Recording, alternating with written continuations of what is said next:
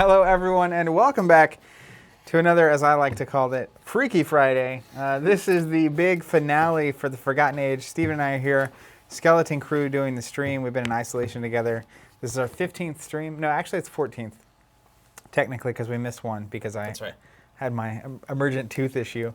But we've been playing the Dream Eater Investigators, going back through the Forgotten Age, which is one of the most notorious cycles in all of the Arkham Horror found out why. LCG, and we have a first-hand experience as to why.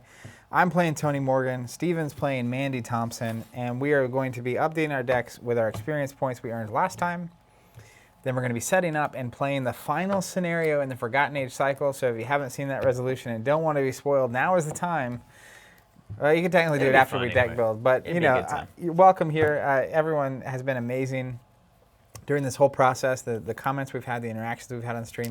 So we're going to play. The products that have sold, the have Arkham a good time. Products. You guys are blowing it up. Unbelievable. Thank you for that. The amount of products. We also launched, because of the response, a content membership on the website. $20 a month. It goes directly towards our efforts here to create content and do everything we do at Covenant. So the people that have done that, the people that have bought the Arkham product from us, the people that have bought our compatible tokens and boards, you're the best. We couldn't be here without you. Everyone on chat, really, genuinely, the whole team thanks you. It's been a huge thing for us, huge relief to have that kind of backing and support, and we have a lot of awesome stuff planned for Arkham that we're really excited about, including finishing the finale here today. After we play, I'm also excited to kind of do a little retrospective on the whole cycle. Yeah. So we're going to zoom out and talk about our experience across the entire Forgotten Age and what people have talked about online so much, because I'm pretty green. This is my first time to do a full campaign. Yeah.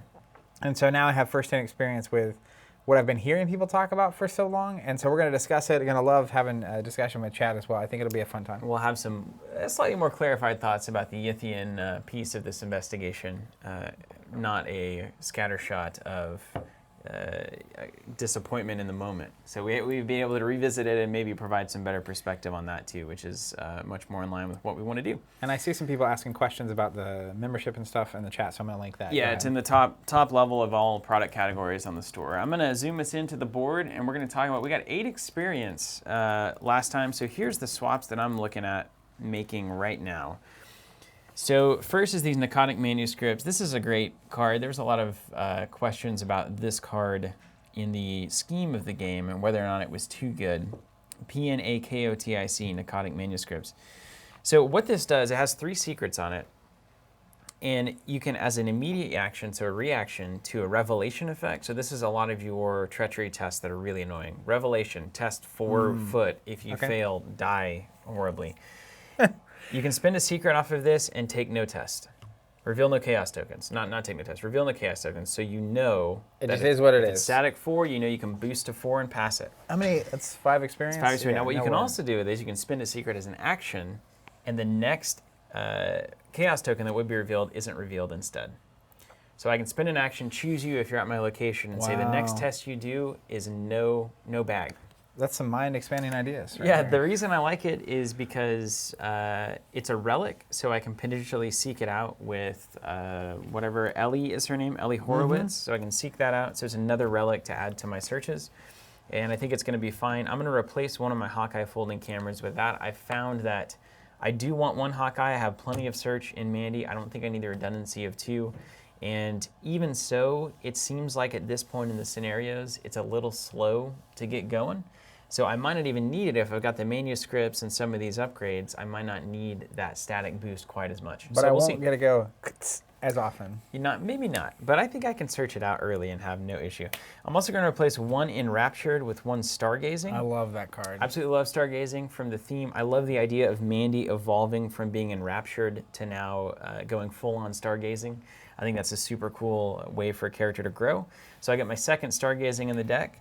And then finally, I'm dropping 1 of my 2 Tooth of Esleys and replacing it with a 2 experience Disc of Itzamna.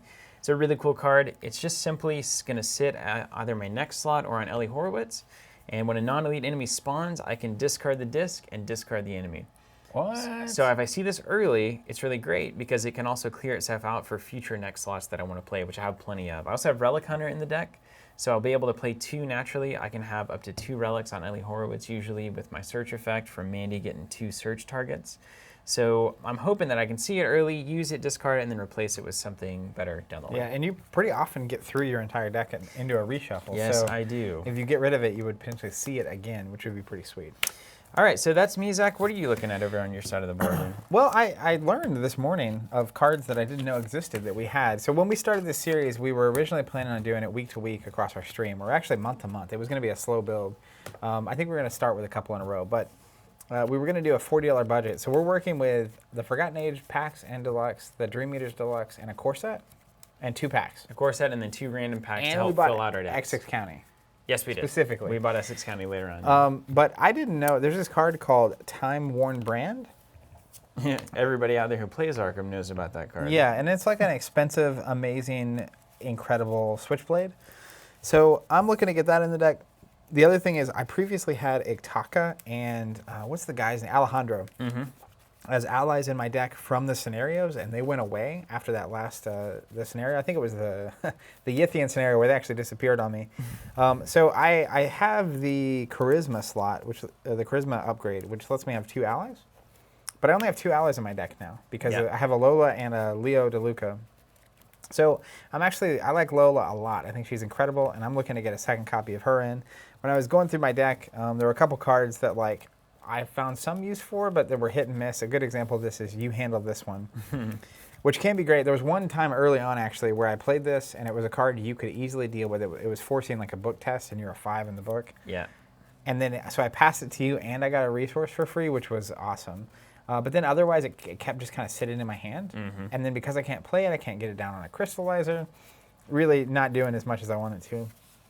The other one is that because you're Mandy and you're doing such a good job of getting clues, I also have the Intel Report that is an MVP card. It's such a good card. Over and over and over Tony again. loves that card. Yeah, but look what I found is a fast card. You can play it if you fail a skill test by 2 or less while investigating to discover 2 clues. And so the problem is that this commonly will be in my hand when I'm like, I'll investigate and then I'll just succeed. Or I'll fail miserably. Yeah, which happens a lot. I'll too, fail by more than 2. So then it's just another dead card. So a lot of times it just sits in my hand for a while, and then I end up pitching it for something else. Yeah. So those are the 2 cards I'm dropping to upgrade my deck. I think that makes a lot of sense, especially the You Handle This One. The art on that card's amazing. I think that's particularly great early, but it's one that you can replace as you get stronger as an investigator over time. You get more tools to pass your own tests. The tests that we really worry about the most are willpower and agility. And I'm only 1 higher than you on both willpower and agility. So like you giving it to me is not exactly like, oh, well, looks like this is no brainer. This worked out great like, for us. I'm not that great at those tests either. If I had a 5 brain, I'd say, well, yeah, maybe you should keep it in because we could definitely leverage that. I feel like a lot of times because I'm the fighter of the 2 of us, that I'm the one going into the unexplored territory first. And so that also presents a problem where like me passing cards off to you, I'm typically seeing the cards first, and then now you're doubled up for 2 before you even know how bad yours is going to be. Mandy, just having to live that hard life, you know? Just having to do all the work for you. I'm going to move this here. I'm going to try to position this. Okay, there we go. You guys can still see that pretty well. Michael, that's awesome. He says he focuses on purchasing from his FLGS. Totally understand that.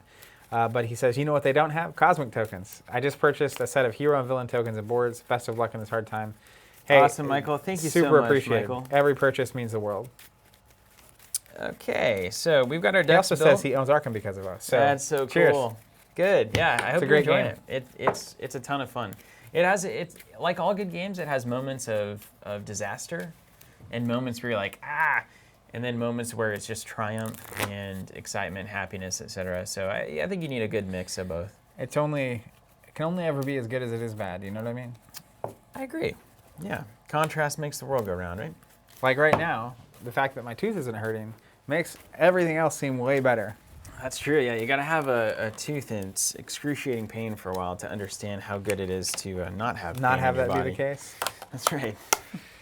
All right, so here it is, the final one, Shattered Eons, depending on how you're going to say it. Daniel Eons? Keem's saying, you guys know when Champions Hero subs will be back in stock? Just now getting into it. We don't, But sign up for the wait list. You'll get an email the moment it's available. We're working to make that available sooner rather than later, but supply is a fickle thing, particularly with Marvel Champions, so we're trying to get on top of that best we can. Retro Daniel saying, yeah, tooth problems now are terrible because no dentist. Luckily, I'm married to a dental hygienist. That's right. We found a way. So she just picked up the pliers there at the house and went to work. Bam! Just kidding. They can do emergency stuff, and it was an emergency. Okay, here we go. So scenario 8. We got to decide. Should we call it aeons or eons? Let me see. How do you pronounce it? A-E-O-N-S. That's eons, right? Yo, Ran from Israel. Nice. Good to have you. That's a fantastic community we've got globally building here on the chat. Aeons? I'm going to say aeons. No, Okay. eons. Aeons. Eons. Is it eons? I mean, I've only ever heard eons. Hold on, I'm going to look it up because I need to make this. I need to make sure this is real. Finland. Finland, yes. How do I pronounce that name? Is it Jussi-Pekka? Yep. Looks like it. Or is it like more of a Juicy. French thing? Jussi? I like it. Peter Jussi from Germany. Pekka? People are checking in. Where are you from? Comment in the chat wherever you're watching from. It's a worldwide show we have going on here. Czech Republic, nice. Philip from Germany, wow. Gunner070 says, maybe TC and chat can help me with this. Why can't I find Echoes of the Past from the Carcosa? Is there something up with that pack I don't know? A lot of times certain wow, packs guys are will have blowing up. player cards that are really good. So people will buy multiple packs, build multiple decks, or they'll just be hard to find. All right, Rafe here from Tulsa, Dan Lane watching from too close to Chicago for comfort. That's hilarious. Denmark, Argentina, Maryland, Slovakia, Bay Area, Australia, Virginia, Kansas, Washington State, Tulsa again, Chris Hodovec, good to see you. Anderson, Indiana, Norway, Austin, London, Poland, Ontario, Canada, Mobile, Alabama, Brooklyn, New York, Cowtown, Connecticut, Norway, Netherlands, Aruba. Amazing. My goodness. Seattle, Nebraska, Maine. JP, okay, JP, I got you. Seattle, love the tokens and boards. They add so much to the experience. Thank you, Matt from Seattle, Nebraska, Maine, Port Angeles, Columbus, Ohio, and I'll end my rant with Brazil from Paulo. Welcome, everybody. Thank you for being here. Let's get into it. Scenario 8, Shattered Aeons. Check the campaign log. If the braziers are lit, proceed to intro 1. You know you lit those braziers. Braziers? Braziers. Brazier. Braziers. Okay, here we go. The silver blue flames that have guided you through these passages are the only vestige of hope you have remaining. One by one, the braziers lead you onward. Someone or something placed these devices here. The technology is not unlike what you have seen in the caverns of Kinyan or in the Esli ruins where the relic was first found. However, it seems whoever ventured this deep below the crust of the earth must have turned and fled, for the final brazier has been toppled and broken, and you see no more of them ahead. Thankfully, you do not need to travel in the darkness for very long. Within minutes, you come upon a huge stone doorway, no doubt the entrance to the Nexus. Intro number 3. Your hand traces over the lines carved in the doorway. An inscription, a warning to turn back, for to open this passage is to invite doom. You want to just turn back? All right, done. let's Let's get out of here. We're just turning the stream off, walk out. It is too dark to recognize the language, but you know it is not one spoken by humanity in this day and age. You have no idea how you can understand the engraving. Perhaps some last remnant of memory from your time in Nakatos, which I have the manuscripts from, lost city of the Athenians. Or perhaps you are truly mad, discerning meaning from natural indentations in the stone wall. After all, it's been almost a week since you've seen natural light. Can you imagine? Almost a week since you've seen natural light. It's like being at Gamma. If investigators found the missing relic, proceed to intro 4. Just so we're all aware, Gamma is an industry event that takes place in a casino, and you get 4 days in and realize you haven't seen the sun. Braziers? I don't know how to say it, guys. I know one of them's a bra. I look to Steven to learn how to pronounce words, so if he can't get it, I'm just out. saying that one like I see it. Okay, so proceed to intro 4 because we have the relic. JP says, yeah, just like being in quarantine for 3 weeks. The stone doorway is sealed shut when you arrive, but as soon as you approach, the artifact begins to shake and hum loudly. The time artifact that we found? Yeah, the Relic of Ages in my deck. Grooves along the door flicker alight with a shimmering glow, and suddenly the door shifts open of its own accord. You grip the artifact tightly and enter. Let's go. Kyle Fisher, that is absolutely hilarious, the way that you put that pronunciation. Brazier. I don't even know how to pronounce the way that it... Z-H-R? How do you say zer? Lazier. Brazier. That makes sense. Okay, brazier, as in lazier. Not a brazier, which is like a bra. Yeah. Brazier. Although lighting a bunch of bras on fire is pretty funny. Hilarious and a sign of the 1960s. I mean, also isolation. You don't really need them. Gather all the cards. Yeah, that's right. Woo, isolation. Let's go. Gather all cards from the following sets: Shattered Aeons, Narcotic Brotherhood, Temporal Flux, and Ancient Evils. Oh, great. Ancient Evils is here. Sounds fun. James K., are you streaming on Twitch and YouTube simultaneously? Yes, and we are. Facebook. Welcome to all. Triple threat. Can you dump that out? Okay, so I need all the symbols that have the little swirl. I appreciate the support, Jared. He says, let's go Tony Zeros. Bring it home. Okay, there's our scenario card. So there's... All right. We got a success and a fail. You want to show the board? Oh, sure. Everyone knows we're being honest and we don't have a bunch of zeros in here. There's 3 zeros. Okay, good. Okay, then we need the tower, the Pokeball, and the Pokeball. rose. It's hilarious. Yeah, like this. Yeah, you'll see it. It looks like a Pokeball, I assume. No poison. That's something. I guess we made it out of that one. Okay. All right. We did a good job not getting poisoned. That was helpful to know that like everybody was like just. Try I knew not very to little do it. about this scenario, except for everyone I talked to was like, just don't get poisoned. And I was like, all right, well, I can do that. I just want to point out that 0 is the most common token in the bag. Yeah. So there's no surprise that Tony Zeros is pulling There's zeros. nothing special about you at all. I mean, I think Isn't it's that like what a that means? little less than a 1 in 5 every time, but, you know, who's to say, really? Okay, got all those, and then we got to go back to the core set to get Ancient Evils. That's funny. Dan says, what if Freaky Friday happened and Zach and Steven had actually switched bodies? That would be freaky. That would be freaky. We'd never tell. We'd just go on living. We'd probably see each other and give a knowing look. It's like, how you treating her? Okay, Ancient Evils, Ancient Evils, Ancient Evils. just picturing waking up not where you, like, in the facility you went to sleep is terrifying. I'm sure people do that all the time, though. Sleepwalkers, primarily? Well, it's a little too much. Yeah, maybe it's party a little too hard. If there are more hood tokens in the chaos bag than tablet tokens, Equal. then gather that. If there are more tablet tokens in the chaos bag than hood tokens, Man, we wrote that one right down are the you line. kidding me? So we don't get either of those. Oh, here it is. If there's an equal number, add them both. Oh, sweet. How smart we are. So cat face and triangle cultist looking symbol. Welcome, Martin. Good to see you. Okay, here we go. There's these. Oh, it's all the serpents. The yig Yeah, stuff. we haven't ever dealt with the main serpent that keeps popping Well, up. our vengeance is only at... Yig's Fury is only at 5. I don't know what that means, but it sounds good. You said only. Yeah, it's good. It's really good. I mean, it's remarkable, honestly. I think we had 5 like my second scenario the first time I ran through this. But, you know, we weren't playing the game well. We were just killing everything that we found. That's not what Arkham's about. Okay, boom. So there's all of those. Okay, put the Nexus into play. Each investigator begins play in the Nexus. Can you bag these guys back? Yeah, I'll up? bag them up. Working at a grocery store over here. Each investigator begins play there. Okay, so let's put ourselves there. Alex, yeah, we can try to do that before we dive in. He's basically saying he missed last week and would like a pithy summary of the events. Yeah, absolutely. So the 2 enemy cards depicted here aside out of play. Okay, I got you. Don't mind me. Don't look at these guys. All right. Okay. These cards are double-sided. Don't look at the other side. I'm not. Set the following cards aside. Okay. Formless Spawn. Relic of Ages. Unleash the Time Stream. Woo! Okay.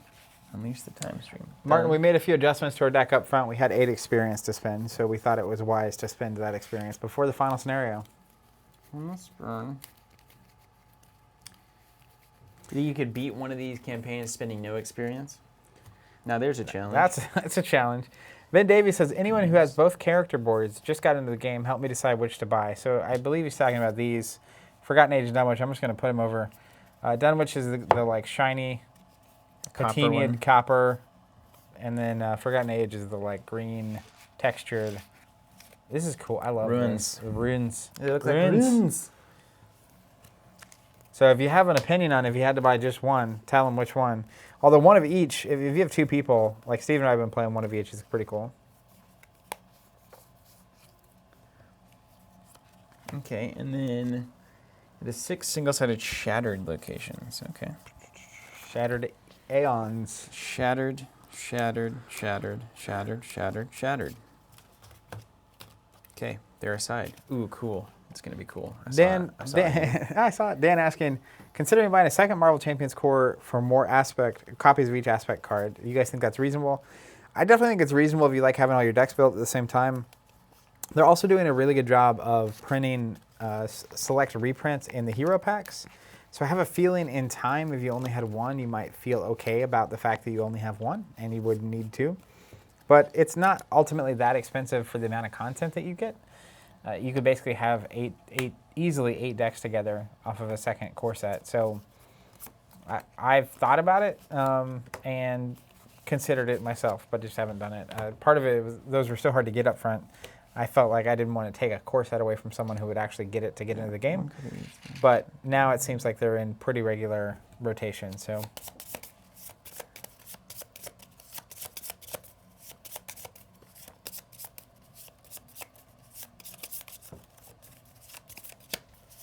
Okay. Keep shuffling that. There's only 6 cards, so I don't want to. Okay, we create the exploration deck right there. These guys are going to become the real dad here. The encounter deck? This is the encounter deck. Well, it hasn't told me that yet. It's just telling you what to get. But I'm pretty sure it's true. Oh, wait, is there 2 here? We have a turn back. Do not read. Oh, it is possible there's another scenario under. What? We don't talk about it. Okay, look at this. What is happening here? Nexus of Nakai. Is that where we're starting? Can I Yeah. read the flavor text on this real quick while we're waiting? Ancient ruins. At the center of the chamber lies the Nexus, a bottomless pit in the earth, ringed by futuristic machinery, no doubt built by those who came before humanity. That's interesting. Futuristic, built by those who came before. Yeah, it's like Star Wars. Old but new. Inside this pit is a swirling soup of eldritch energy, glowing strands of ethereal Yeah. light that ripple, fold, and weave among one another. As you approach, a fragment of stone chips from the brim and falls into the portal, vanishing from existence. Nice. Okay, so then we do put the, these sets, check the, story cards. Story cards are a new card type that appears in this Mythos pack. These cards serve as an avenue for additional narrative and typically appear as the reverse side of another scenario card. When you're instructed to resolve a story card, read its story text and resolve its game text, if any. Okay, and that's the end of it. Okay, so let me make sure this doesn't matter. Yep. And whoa.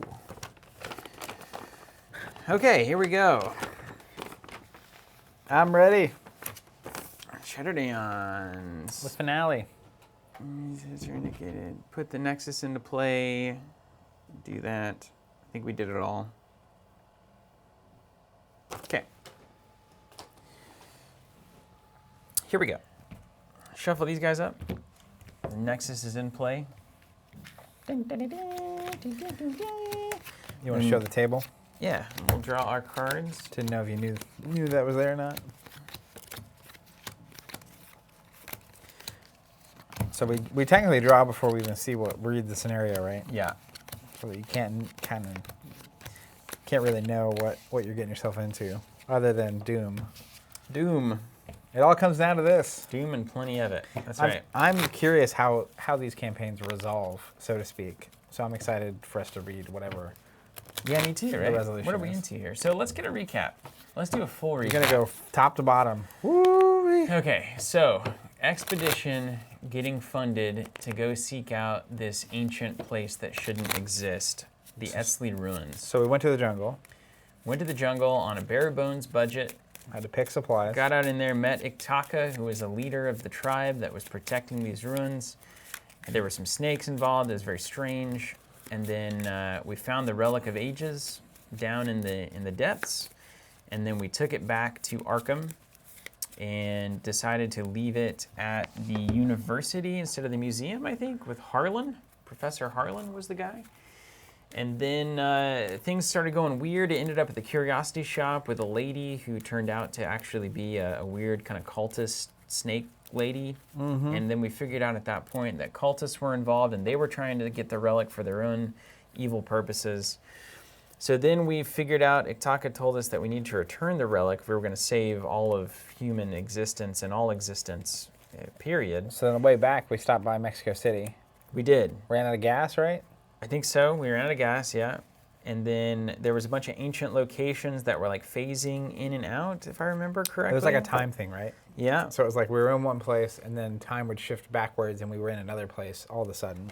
That's what I was feeling. It's a broken sleeve. What else happened? Keep going. Oh, my. What else you got? I need a blue sleeve. Where were those? It was your sleeves. Let's see if I have more somewhere.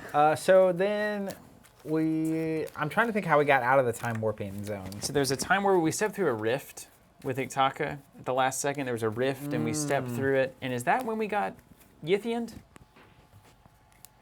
Maybe? I think so.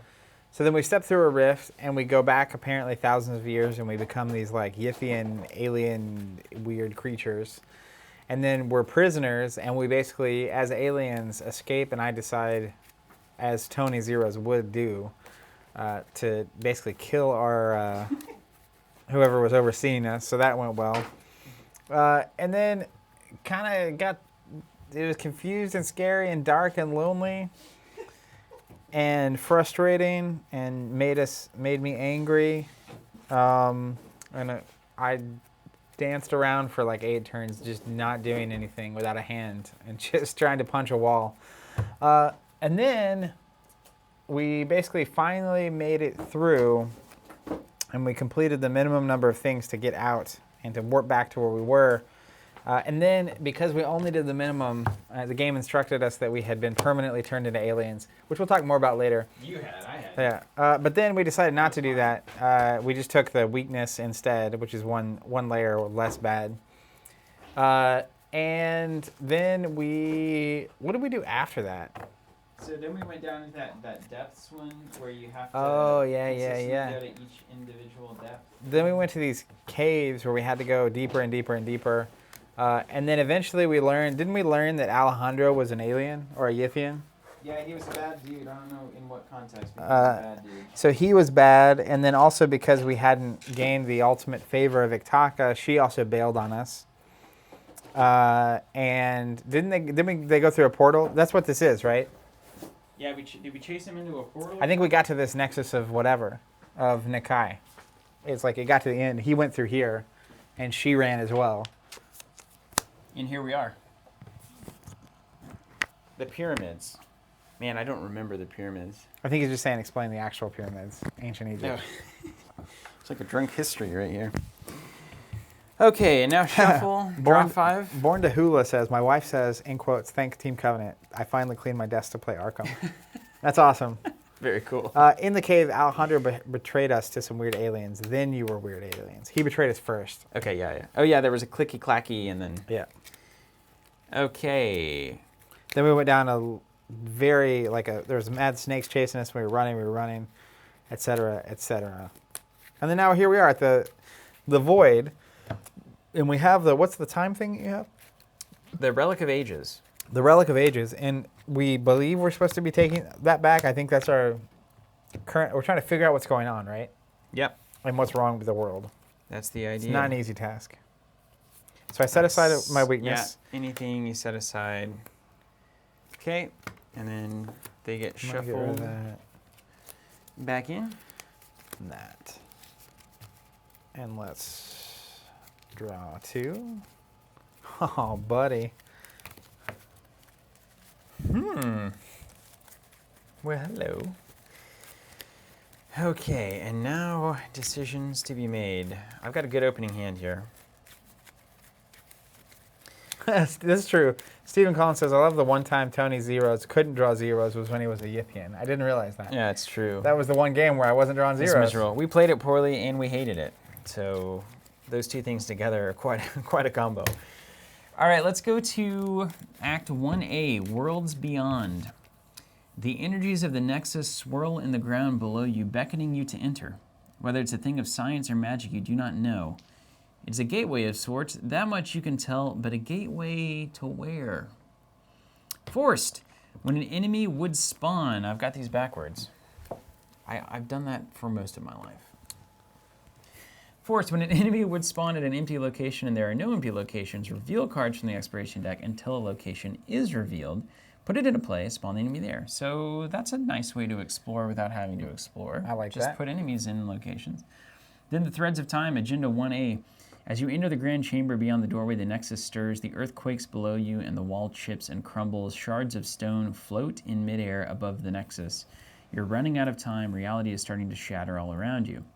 Forced. If an investigator with the Relic of Ages in his or her hand, deck, discard pile, or play area is eliminated, immediately advance to Agenda 3B. That's going to be me. So if you get eliminated, I move on. You move on in some capacity. John Martin saying, I've had an interest in the game for a while, but I felt it was too late to join the show. How would I go about diving into it now that there's so many releases? Actually, if you start back at the beginning of this series, we actually walk through going from literally owning nothing to making our first purchases and building decks and so on. We also have a buyer's guide on the website. You can always start with like 1 or 2 copies of the core set. I think a great thing to do would be buy a core set, and then there are the Investigator starter decks coming out later this year. Those two combined is a phenomenal starting point. And then whatever thematic cycle you're into, start with the deluxe box and the packs for that, but pick one cycle and dive in. Keith McDaniel, I want Carcosa player board. Take my money. We're working on it. We're in materials right now. It's happening. It's happening soon. And I'm excited. And it's going to be good. I'm excited to play Carcosa. Okay, so we're here. Let's flip the Nexus. All right, what do we got? We have, okay, so it's 4 clues to advance. We have 2 clues on this here Nexus. After you move from Nexus of Nikai to an otherworld location or vice versa, take 1 horror for each clue on that otherworld location. Ouch, just straight up take horror? Well, I can't be doing that. Explored on the top card of the exploration deck. Connects, put into play. Do not take horror from the above forced ability when moving via this effect. Okay, so once we explore out of it, so somebody's going to take horror.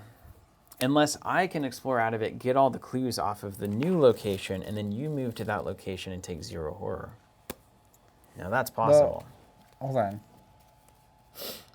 It's possible. No. Hold on. So the force, after you move from it to an otherworld location or vice versa, take a horror for each clue on that otherworld location. Mm-hmm. So if I explore and then get all of the clues off of that location, then there would be no horror to take. That's right. But if you explore and I explore to a different location, neither of us would take that. It's possible. I would say it's very unlikely that the Nexus is going to lead to multiple locations.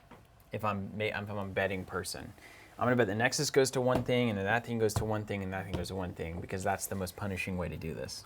But I don't know. It could be not the case. Sweet. Yeah. All right, so let's get started. You're lead investigator, but who wants to go first? I've basically got a turn where I have a search ability that I would like to use, unless you would like to use it. I say go for it. All right, so I'm going to do this. I'm going to go ahead and go. I'm going to play a backpack. Cost me 2. And I'm going to use Mandy's ability to let me search for extra. So it says, after a backpack enters play, search the top 6 cards of my deck. Mandy's going to make it where I can do 9. So I'm going to do 9. And you get 3 items or cash, whatever the emergency cash is. What is that? Not tactics. Supplies. So the only item was both of my crystallizer dreams. Interesting, okay. Which is fine, because at least I get the crystallizer, and I don't have to have the other one in my deck to draw. There's a lot more items in there than that. Your backpack's not It's running out of space. That's the thing I wanted, though. Okay, good. I'll just say that. How about that? All right, I'm just building. Yeah, Nico, there are 2 symbols on the card, but that doesn't always mean that those symbols match up with reality. I've seen that happen before. All right, so I think my next trick is this. I'm going to play a lucky cigarette case, and I'm going to play a crystallizer. Right on. Just do it. Making it happen. Do you have a skeleton key anywhere in your brain? Anywhere in the world? It's in here. Okay, in your deck. All right. Just setting up. If you get klepto, feel free to take my backpack. You can get a crystallizer. Oh, that'd be so cool. That would be cool. I might take one. I'm going to start by playing Mr. Rook. I'm going to come in with 3 secrets. Fast action, I'm going to use Mr. Rook's ability, Exhaust. I can search the top 3, 6, or 9 cards for 1 card. And then if I have a weakness, I've got to draw it as well. And I'm going to do that. You going to dig for 9? Yep. 2, 3, 4, 5, 6, 7, 8, 9. So you either hit the weakness and get rid of it, or you don't and you get something awesome. I'm going to have this out-of-body experience, so I will resolve that. Ooh, great. That's not terrible. And then I'll get 1 other card that I want. Oh, I yeah. know Guardian of the Crystallizer I getting could shuffled take in. the Relic. I did hit an Astounding Revelation, so I'll probably resolve that one here shortly. We've got a Tooth that could be good. We've got a Crack the Case that could be good. Cryptic Research is good, but not really what I need right now. Other Sign Amulet, not bad. So I'm definitely taking this. I'm going to resolve Astounding Revelation. I can either give a secret here, or I can get resources. I'm going to go ahead and take 2 resources. Money seems good right now. So that boy is resolved. Okay, and now, among these options, what do I want? Good I question. could take Stargazing. That's not awful.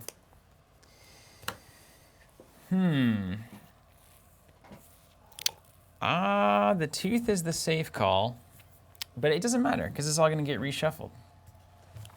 So it doesn't matter actually at all. I guess that's right? So let me make sure. Why is it all getting reshuffled? Because of out-of-body experience. Draw one of them as well as the other card. Okay, so I'll draw the Relic, then out-of-body experience will resolve. What does the out-of-body experience do? Reshuffle your hand into your deck and redraw. So I've got 5 cards in my hand, so I'll redraw 5. Interesting. Yeah. This one goes to the discard. So that's good. No, it doesn't. It stays in. It's probably good, because I also have an out-of-body experience. It's probably good that I went ahead and played my stuff. Because if I draw a card, I could easily shuffle what I have into my deck. Yeah, 100%. All right, so out-of-body experience is going to trigger here. Drew that weakness. But it's gone. When searching, it's 1 that's gone. 2 more? And I've got 2 actions remaining. Yeah.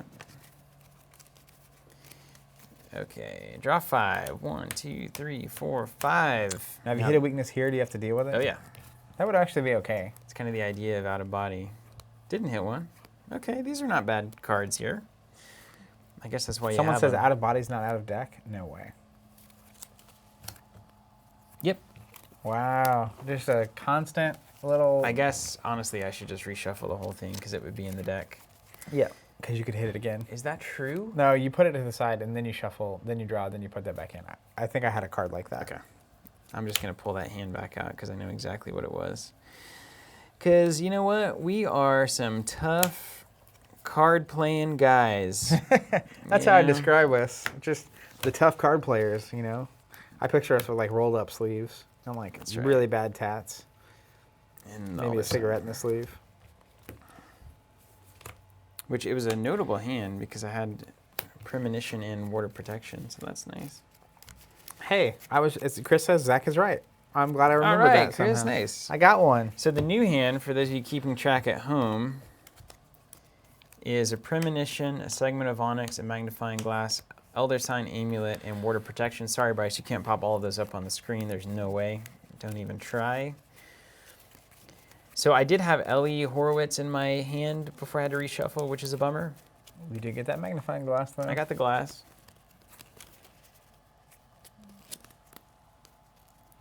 Okay, now, second action. My goodness, that was a lot. You know, I think it's clue time for me. Fast magnifying glass for 0.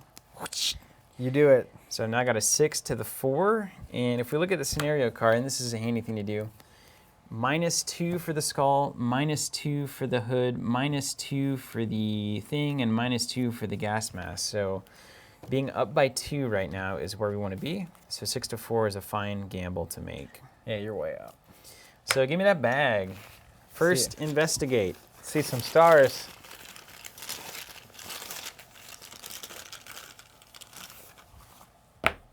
-2. Goal. Succeeded. Success. Second, third action. Investigate, 6 to 4.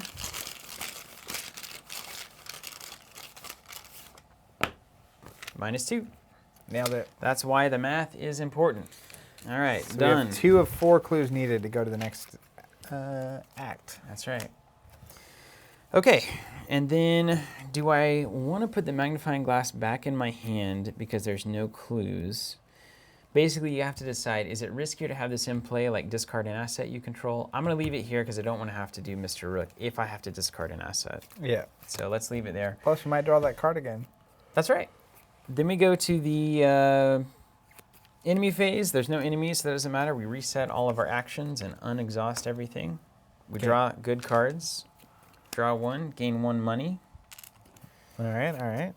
And then we go up to the top where we will get 1 of doom 6 on Threads of doom Time. On Threads of Time. All right, my first What's up, David? treachery card, Creeping Darkness. Revelation, attached to Nexus of Nakai. Place a doom on Creeping Darkness. Okay. Formless Spawn gets +1 health. Double action with a brain test or check. Formless Spawn, if it's out, I assume gets +1 health. Brain test of 3 or check your supplies. If you succeed or if you have torches, discard Creeping Shadows. You've got torches, man. Easy mode.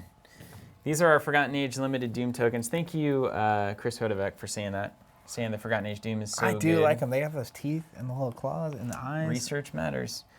Wizard of the Order would spawn in any empty location. Now, if there's an enemy without, we reveal a card from the expiration deck until a location is revealed, put it into play, and spawn that enemy at it. Yuggoth. Yuggoth, Wizard of Order, it connects. Comes in with 3 clues. Is that what it means? Yeah, Just now 3 flat. this is going to actually hurt us because since we don't explore to get here is going to cost us 3 doom. Which we could explore into this thing, though, right? Can't we explore to try to find the other one? Potentially, if it's there. There's also 3 treacheries in there. Huh. Gotta live and learn someday. I don't like this at all. Let's see. Is he gonna hunt us at all? No, but at the end of the Mythos phase, he's going to get a Doom on him. So, and he's 2 health. We really need to deal with him.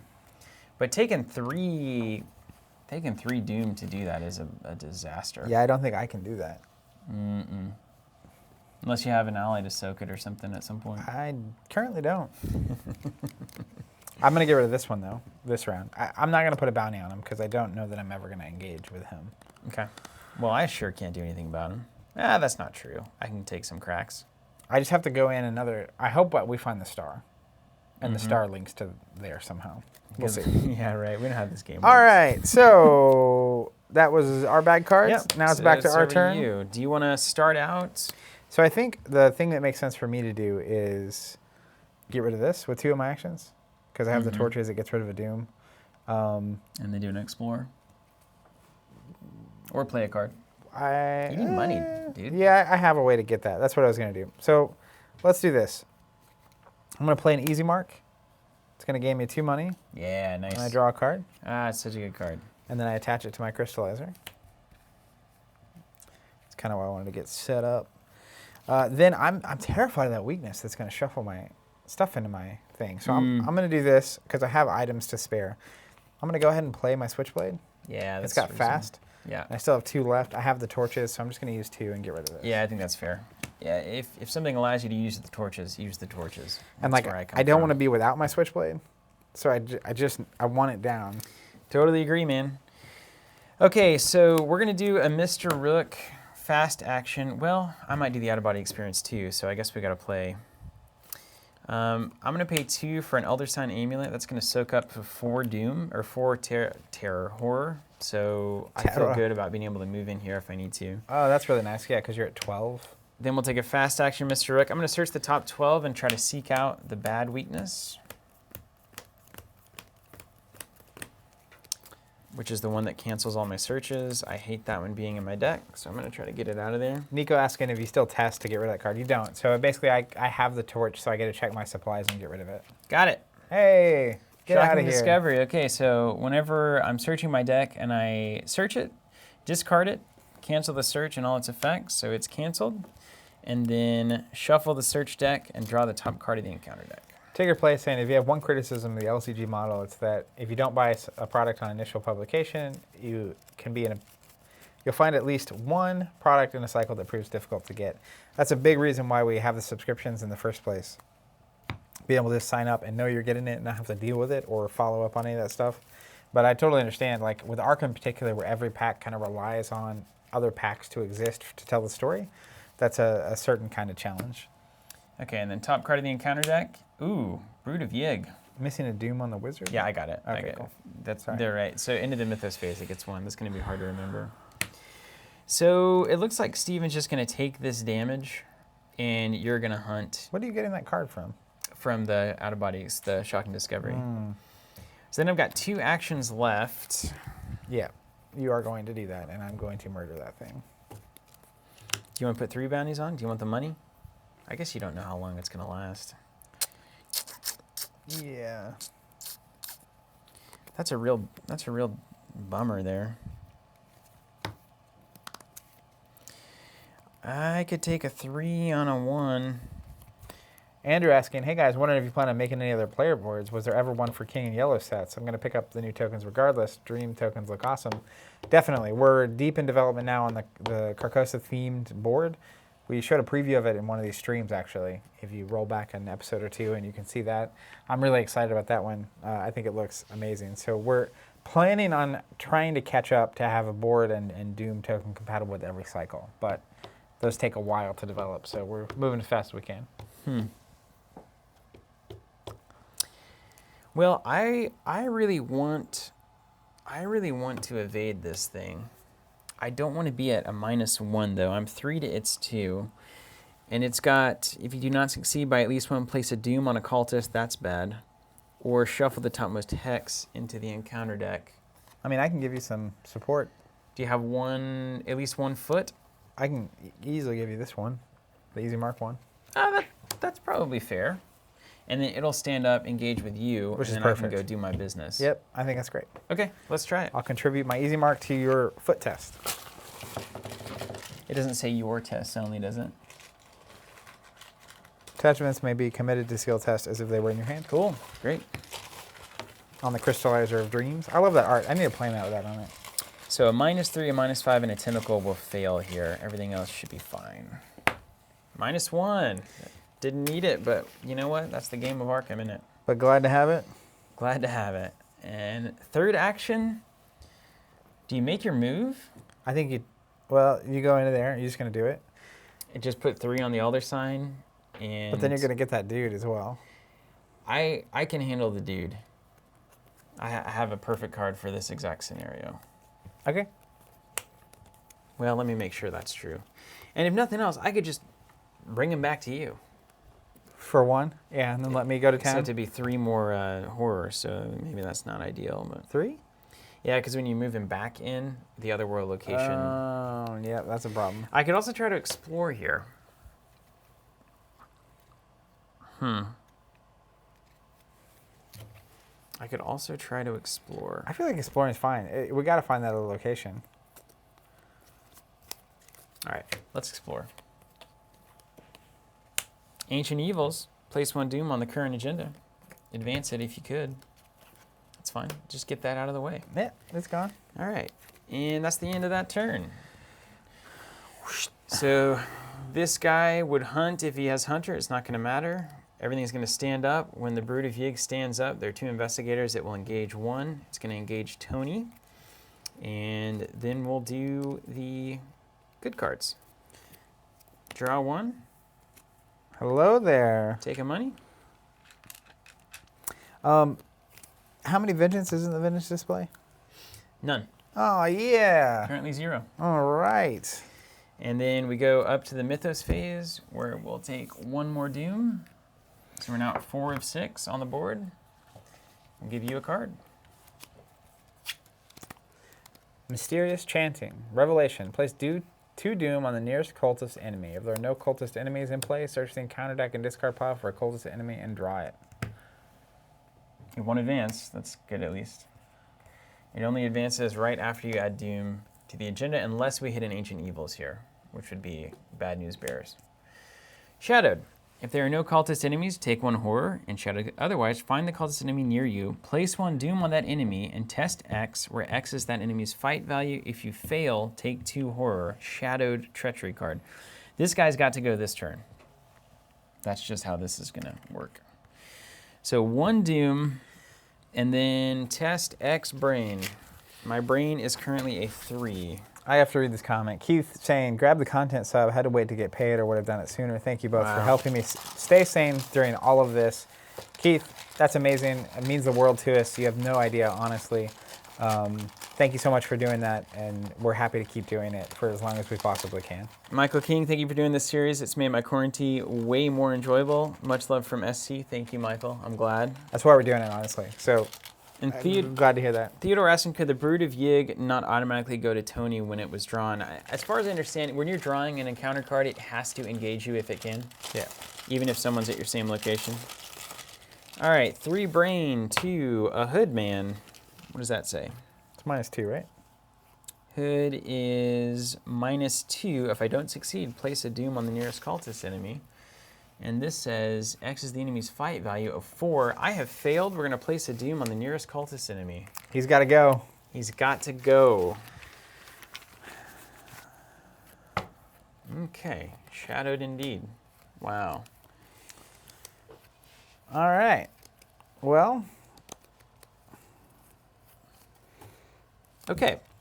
Now we need to think about our game plan for Wizard of the Order here. So the reality for me is that I can use my free attack on Brood of Yig. Assuming I hit, I can Switchblade for 2. Then I can use my first actual action to Switchblade again. Talk it out. I'm going to solve a technical problem. All right. So then I would have 2 actions left. I could technically move into the room and take a swing at the wizard. And I can do 2 if I hit on that as well. Move to the room is 3 horror. That's the main thing. So the question for me is it possible for you to go in, take the horror, and clear off the clues? Now that's a big ask. Because you would take 1 physical damage. How many clues can you get from a single action? I'll let you know. All right. I think I can get 2. Because if you reduce it down to 1, me going in there is not as terrifying. That's true. Okay. Let's go. Keep thinking. See if the chat has any great ideas. Deervox says you take 2 horror for failing Shadowed. Yes, I do need to do that. I'm going to put 2 horror on your board. 6 in. Steven's fixing some technical issues. Put it on one on the dock and one on the amulet. Smart. Yeah. I got an amulet. Did you fix whatever you were needing to Yeah, fix? I think so. All right, great. I got the red alert. And the wizard should have 1 more at the end of the Mythos phase. Yeah. So I feel like Here's what I know I can do. I can go in there and clear the amulet out with the horror. Then I can get a clue for a damage. And then I can get a clue. I can get it down to 1 horror, and all I do is take a damage, basically. That I know. That much is true. and you can take 1 of those damage here. Yes. Yeah. So like I could potentially get both of those clues at the cost of 1 damage to me. because the more damage you take right now, the less horror I'm going to take. So then, do you have a third action where you can move in and knife Yes. 1? So I get my free knife here. Mm-hmm. Then I can knife a second time to get rid of them with my first action. Then I can move, and then I can knife. You got 1 stab. And I do 2 damage with a stab because I got the switchblade. If you succeed by 2 or more. Oh, I have Will ways. you? It's a 4 fight. He's actually a big fight. Well, I start at a 7 before I contribute anything. So I'm 3 ahead, plus I have things. Mm-hmm. And I could maybe help you out with that as well. I'll tell you what we do. Okay, I know exactly what we do. I'll go first, and we'll do the clue clearing plan, and then we'll do the rest of it. Once we get there? Once we get there. So first action, Mandy is going to move to Yuggoth. Okay. Wizard of Order is going to engage me. I have to take 3 horror because Threads of Time, no, because Nexus of Nakai says that. And is that how that works? So if you get 4 horror on the amulet, it goes away? Yep. Okay. It's gone. I've never had an item like that. They soak it up. So that's the first action. What up, Ben? Comstock in the house. Second action, I'm going to do an investigate test on a 2. I'm at 6 to its 2, so I'm 4 up. Only one way to fail. 2 ways, technically. That's right. And maybe that's worth contributing to. It's not. So second action, I'm going to investigate, and I will take an attack of opportunity from the wizard. It's a 0, so there's 1 clue discovered. And I'll take an attack of opportunity of 1 damage from the wizard to Mr. Rook. Then I'll pay 2 for a fast action, working a hunch, discover a clue. Come on now. You can get all those clues. No, no. And now we have enough clues. Well, so then we have one last action, and I think it's me getting that clue. Okay. I agree with this plan. Now, the real issue here, so I can also try to take a swing at Wizard of the Order, a 5 to a 4. I mean, I'm either going to hit or not, right? If you don't hit, though, it's so bad. I'm going to hit. Okay. I'm committed to hitting. All right, I'm going to take 1 more investigate, 6 to a 2, and I'm going to take 1 more damage.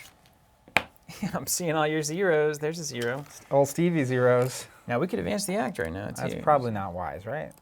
And then I'm going to take 1 damage for that. And then do I want to go ahead? I didn't want to use Mr. Rook early because a weakness right now would wreck me. So at this point, let's see if I can get something that might boost your odds. Fast action, we use Mr. Rook. We're going to search the top 6 for 2 cards.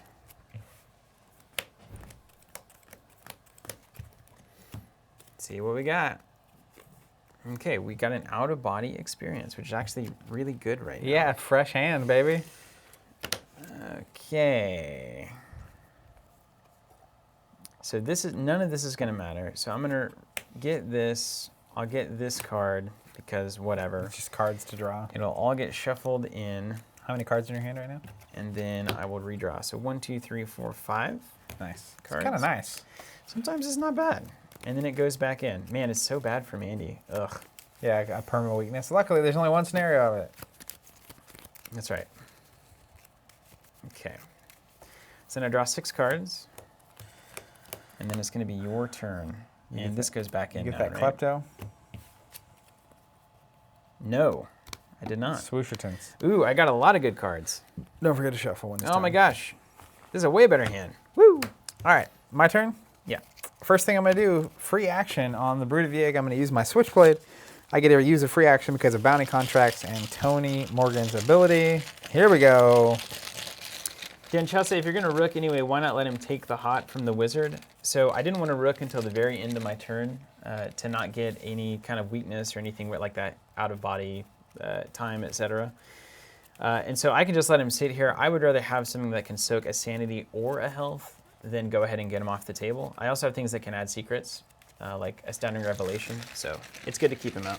All right, first punch. Here we go. Good luck. Tony Oh, Zeros yeah, is dude. at the party. We got nothing but zeros this So game. I'm at a 5, 6, 7 to 5. I win by more than 2, so I do 2 damage, and I get to trigger my lucky cigarette case. Ben, you're totally right. So I'll take an extra card because I would get to get 2 cards from Rook's ability. Oh great, it's a kleptomania. It's the end of the turn. I'll take one. Cool. All right. Thanks, Ben. Comstock. Yeah, Kleptomania. I appreciate that. Oh, nice. You'll get to steal my backpack and get my crystallizer. Yeah, that's true. All right. Then I'm going to go with my first actual action, Switchblade here on the Brood. Now I just need to succeed. Another 0. Yeah, easy. He's gone. I get a money back from my bounty that was on the Brood of Yig for some reason. I don't ask questions. Second action, we're going to move into Yugoth. I'm going to take advantage of a player window here to use Premonition. Ooh. So let's go ahead and take a look before we bet. That tells me what I need to contribute. Bet the house on this one, yeah. Mark says, Tony Z into house. Oh, It's a Tony 0. Zeros is ready to party. So what am I at? 5, 6, 7? 2 is what? 5? 7 is 4. So I'm already winning. Yeah, all you got to do is just press the button and it's done. All right, last action. 0. More like. He did. Thanks for that premonition. That was a great draw for us. Yes. It was very Doom is gone. Don't forget to put that 0 back in. We're going to need it. Nothing but 0s. All right.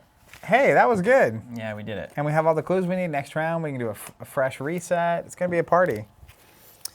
Okay. Everything will stand up.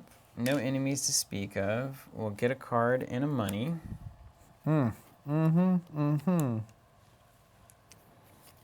this is going to be good. We're going to finish this with a bang. Did you get your bounties and everything? Yep. You did that all? Okay. Yep. I only get to put it back on the bounty if I have my guns. Start of the turn, advance the agenda, 4 out of 6. That's on threads of time. Here's your bad card. All right. Acolytes spawn any empty location. Forced after Acolyte enters play, place a Doom on it. It's fine. It's fine. I've seen this game before, so you're going to be bouncing around hunting stuff. Yep. I have 1 derb. And then I'll get a bad card. Lost in Time. Shuffle a non-story asset you control into your deck, moving all damage and horror from that asset to your Investigator. And you know what? We decided Kleptomania, per the rules, can be shuffled back in. Rip and flip, baby. Isn't that something? Although I kind of like the idea of you having a crystallizer. That's all right.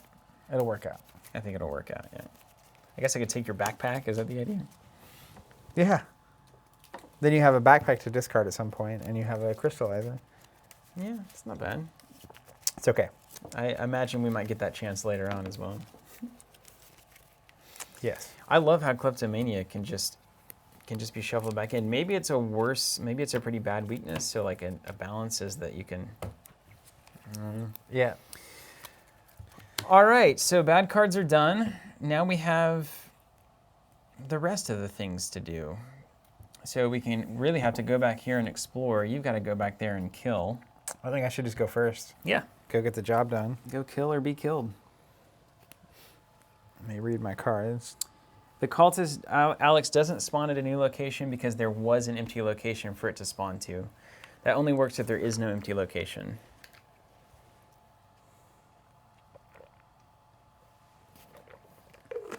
Why are there all these cultists down here? It's a good question. All right, Tony Zero is going to move back to the Nexus. First action. Acolyte's going to engage with me. I'm going to use my free action to attack. I'm going to... It's a 3 fight and it's a 1 health. This guy's dead.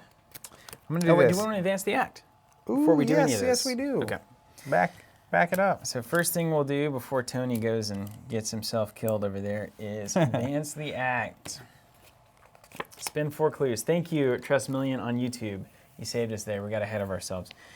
Return to another time. Each time you step through the Nexus, you get 1 step. Is this right? Yeah. Each time you step through the Nexus, you get 1 step closer to your ultimate destination, a place that exists outside the boundaries of time and space. Shuffle the set-aside pocket of time location. I'm going to look at this art. It looks awesome. Ooh, return to another time art is great. Into the encounter deck. All right. Yeah, who does keep putting bounties on all these cultists? That's what I'm wondering. I think it's my friend of me, Taka. I think Taka is like, hey, seriously, we can work something out. She gave me a list before we started. Okay, there's Worlds Beyond. Act 2, Search for the Brotherhood. Somewhere deep within this nexus of worlds lies your objective, a place where timelines converge. You can see it in flashes of insight from beyond this reality. windows into other timelines, a place carved out of time and space where the Brotherhood no doubt resides. If an investigator enters a pocket in time, we advance. So we just got to find it through the exploration deck and go to it. Okay, we can do that. Yeah, that should be easy mode. So I like this comment from Stephen Collins. He says, Tony Zero's just got a little too excited to go stabbing. Yeah, no joke. All right, so speaking of stabbing, we're going to move back to the Nexus, take the Acolyte, free attack action because of the bounty. I'm going to commit an all-in. Oh, here it is. So I'm at 5, 6, 7, 8, 9 to his 3. Yep. We know there's only one thing in the bag that means trouble now. And hopefully if it's a lower number, I get to draw a bunch of cards. Yes. That's the idea here. It's a good play. It's a good all-in play Literally right here. anything except for There's only one thing. the tentacles. We don't talk about it. Don't mention its name. Got a mask. So it's -2. -2. So I was a 5, 6, 7, 8, 9 to 3. I was ahead by 6. Now I'm ahead by 4. So this is going to be crazy. It's enough to do 2 damage. So when it goes away, I'll get a money from the clue or the bounty. That's going to go away. Because I won by more than 2, I can cigarette case. Because I won by literally 4. Draw 4 cards. I'm going to draw 4 and hope that I don't get. There it is. Out of body experience. Okay, so 1, a full-on 2, 3, 4, reshuffle. 5, 6, 7, 8, 9 card out of body experience. Wow. This weakness is so annoying. It's fine, but it's also just annoying. Okay, so first action was move, second action was a free attack, so you have 2 actions remaining. Oh yeah, and I'm gonna have a 9 You're card gonna hand. explore, aren't you? Yeah. Oh yeah. Yeah, as you should. So then I started exploring. All right, so I get 9. 1, 2, 3, 4, 5, 6, Ugh. 7, 8, 9. Look at those weaknesses. Mhm, Okay. mhm. Guardian of the Crystallizer is going no spawn instruction, so that's going to come right to you. It's the location furthest from me, right? Investigator of the Guardian of the enters Oh, play yeah. exhausted. And then Tony's Quarry, location furthest from Tony Morgan. It's going to come in with a doom on it. Well, you got some hunting to do here. And this is buddy. engaged with me? And it comes in with a bounty. It is not engaged with you. It comes into play exhausted. So I can get away from it, potentially. You can if you'd like, yeah. I already used my free attack. If there are no crystallize your dreams, set it outside out of play. So you're good there. Do you want to put a bounty on it? Or 2? Or 3? Read all in. The weaknesses do not trigger. Oh, yes. But wait. Oh, the out of time and space doesn't trigger. What does it say? Yeah, that's right. Shuffle it back into my deck. Oh my word. Let's back this up. Fresh 9, or do you remember them all? Can you possibly remember? Are you that good, are you that much of a power gamer? Yes. Well, I remember. Let me see if I can remember. So these were 2 of them, right? And I'm gonna put the cards in. No, the lost in time and the reshuffle wouldn't have happened. I know, but those were 2 of the cards I originally drew. Oh, really? Along with the reshuffle card? No, I didn't draw the quarry. I drew this, not this. Where's the reshuffle card? Because I feel like you drew both of those in your redraw. I drew time and space. Yeah. So time and space wouldn't have triggered, is the thing. Yeah. That makes sense? The out-of-body experience wouldn't have triggered. Yes, that's correct. So I had out-of-body experience, and these were still in the deck. Yeah. It's impossible to figure I this just out. draw a fresh 9. That's all you can do. Put out of body back in, put these back in. Well, I know certain things I had because they weren't overly good for me right now. So let me grab the Do it that worst way. cards. Ben Davies, all in is not going to be on the crystallizer. It's only the skill card, or events. It's a skill card, unfortunately. If you remember your hand before the 4 you drew, that would help. That would at least be something. I know these were in my hand. Okay. So we need 4 more cards. Which is, I think that was my hand. And one of them would have been out of body or time. Yeah, so I'm going to shuffle. Okay. And that'll be 1. So this is 6 cards. You'll need to draw 3 to get up to 9, right? And then does it say you just ignore weaknesses when you do that? Shuffle each weakness drawn by this effect back into your deck without resolving it. Cool. Cool. The all-in's way better than I thought, actually. So there were 2 weaknesses, and they're Okay. going to get shuffled back in. Cool. We'll take it. I think that's a reasonable way to resolve that. So then Use I the still relic have, to rewind time. That's right. Out of body. Yeah, you reshuffle your hand into your deck and draw that number of cards, and then put out of body shuffled back in. All right. Well, I'm gonna go exploring. Let's explore. Second action, explore. Between Worlds, Revelation. Put Between Worlds into play as an otherworld location with 3 shroud and 1 clue. Okay. And move to it. It is connected to the Nexus of Nakai. Wait. Don't I have to go Between Worlds for that thing? No, that's the pocket in time. So it's only connected to the Nexus, probably. It is connected to the Nexus of Nakai. If drawn from an exploration deck, this exploration is still considered unsuccessful. So I guess you keep going. And no. It would be considered an unsuccessful exploration for anything that would trigger on that, I would say. And it says, force at the end of each round, each investigator here takes a damage in a horror. If there are no investigators in this location, discard it and move each enemy here to the Nexus. So I'm just going to move back. At the end of the round, it's going to discard. That matters here. So after you move from Nexus of the Kai to an otherworld location, take 1 horror for each clue on the otherworld location, which is what happened. Draw the top card. If it is a connecting location, it's not technically a connecting location, right? So I'm going to guess they will force you to take 1 doom for that, or 1 horror for that. Maybe that's what it means by it's unsuccessful.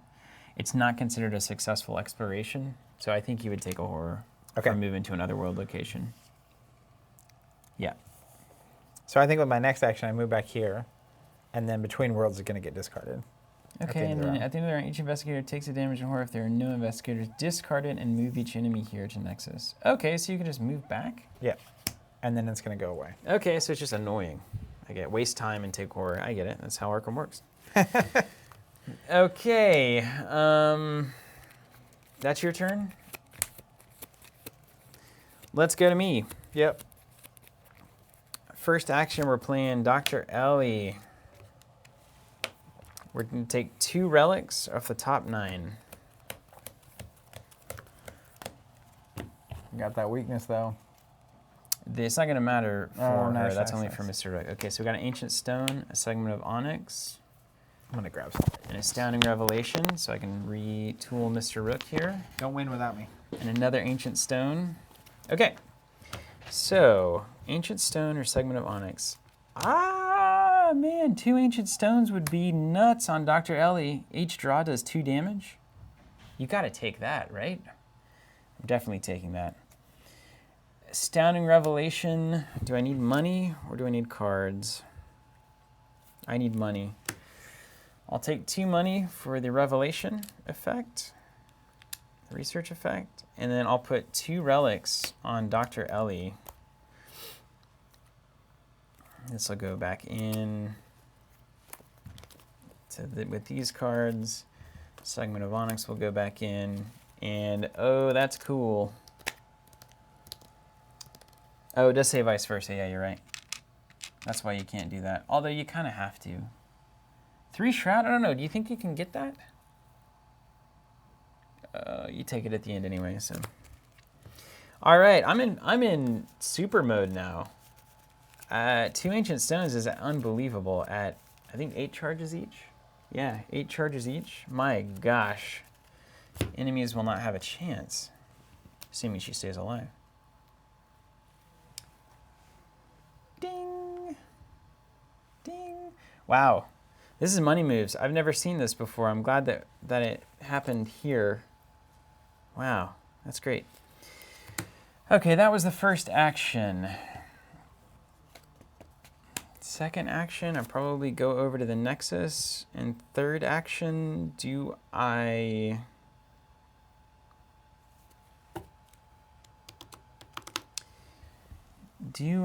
go and explore?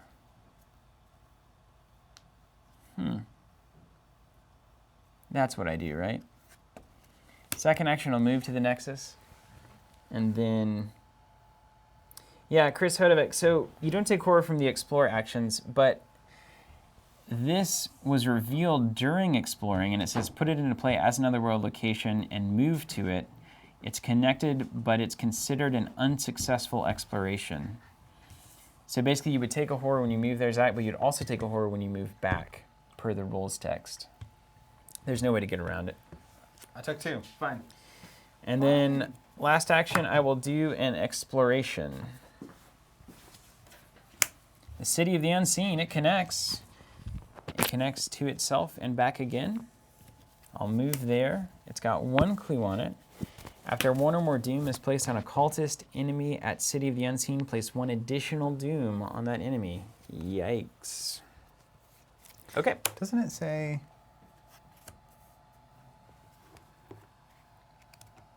Yeah. Right. Yeah, I think it's basically saying it's not really an exploration. It acts like one, but you failed. Okay, so play Ellie, move to the Nexus, explore to City of the Unseen, and now we are flipping everything back over. There's no enemies that need to matter. We'll go to the end of the round in a second. Draw a card, gain a resource. Making money moves. Then end of the round, this Between Worlds will get discarded. The World Between Worlds is a big concept in Star Wars, actually, so that's kind of funny. It's that Apple or that, what is it? Was it Apple? Adobe. Yeah. I just changed that. Okay, and then we will advance the agenda by 1 doom. 5 out of 6 currently. And here we go. Your bad card. Temporal Devourer. Spawn, farthest shattered or extra-dimensional location. If there are no such locations in play, Temporal Devourer gains Surge. No scatter or extra dimensional locations in play. So it gains Surge. Yeah, so just discard it and it gains Surge. Oh, great. There's no scattered or anything. Oh, wow. Serpent. This is a temporal devourer. This is like a bad guy. Yeah. Whoa. I was kind of... Wait, so does it still come into play? If there are I no don't such think locations so. in play, it gains Surge. I think it does. I think it attaches to you, and then you draw another card. Are we certain? Let's make sure. 'Cause it can't... Chat. Let's look at Temporal Devourer here. You spawn it at the farthest shattered or extra-dimensional location. If there are no such locations in play, it gains Surge. So if you can't spawn it in the location that it's saying to spawn it in, do you discard it and Surge it, or does it spawn where it can? Alex Kaiser's saying it doesn't spawn. Okay. So discard it and Surge it? All right, so then I got this card. Serpent from Yoth. While there are 1 or more vengeance points in the victory display, Serpent from Yoth gains Retaliate. There are not. Et cetera, et cetera. It gets worse and worse. So he's just a dude hanging out. Woo, there's some victory And one we're for gonna you. just put a bounty on it. Okay. We're going to Party Town on him. And then my bad card. Another Temporal Devourer. That is extremely fortunate for us, I have a feeling. And then Tear in Time, the classic, lose action and take horror. Classic indeed.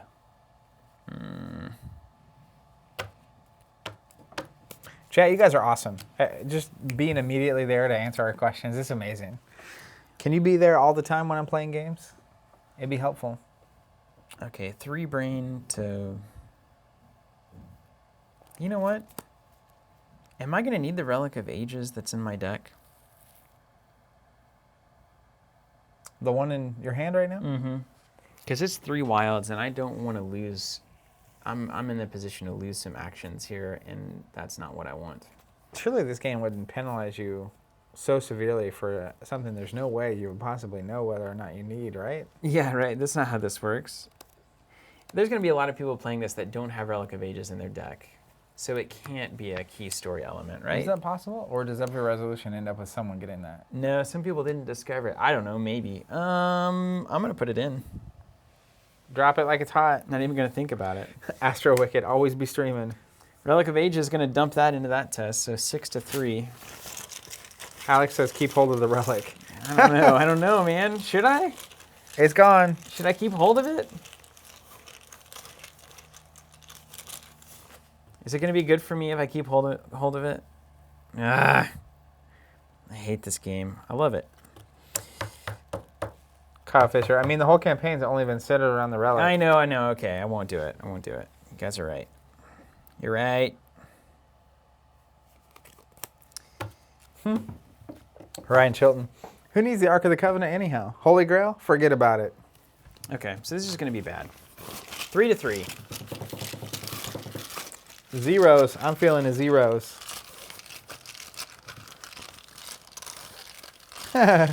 Ryan Chilton. The Crystal Skull sounds underrated. -2. What's that mean? So I'm going to take 2 horror and I'm going to lose 2 actions. Ugh. That's what I mean. I would have dumped it. Screw the scenario. Let's get out of here. I'll kill Mr. Rook. I've got enough. And then I'll lose 2 actions. Okay, not a big deal. Maybe I'll just try to grab that clue and be done. All right. All right, what's your turn look like? Well, I'm going to stab this guy a lot. And then explore if I have any actions left. Okay. Why don't you start with that, and we'll see where that gets you. Because if I need to, I can roll in, and at the end of the turn, draw a card and do 2 damage to him. Okay, yeah. So. Sure. Let me just look. And Oh, make sure. Oh, I'll take the horror. I've got 3 actions. Yeah, Cool. you doing both this sounds horrible. Yeah. Glad that didn't end up. Contractions matter. All right, here we go. First things first. I'm the realist. Can you hand me that chaos bag? I'm gonna start stabbing. So, anyways, good luck.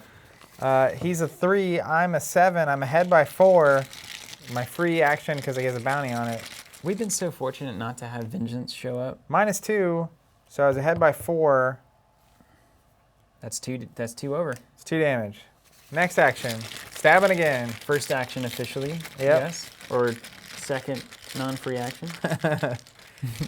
Nico quoting me. Well, I'm gonna stab this guy. I feel like we've been so fortunate on the order here, getting 2 Temporal Devourers where they can't go anywhere, and then this guy with no Vengeance that's come out. -2. There's 2 more. I'll go ahead and use my cigarette case on that one. The one you forgot. Guardian Crystallizer. No. Hunter. It's just exhausted right here. It's fine. I can go kill that thing with my stones. All right.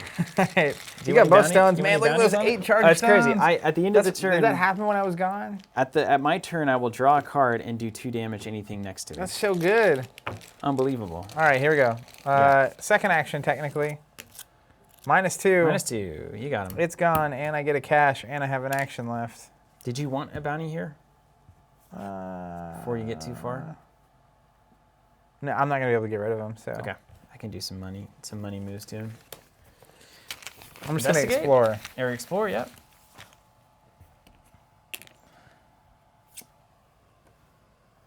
Is it the one? It's a star. A pocket in time. That's it. That's the one we need. Hey, it's extra dimensional. Force. After you move from a pocket of time.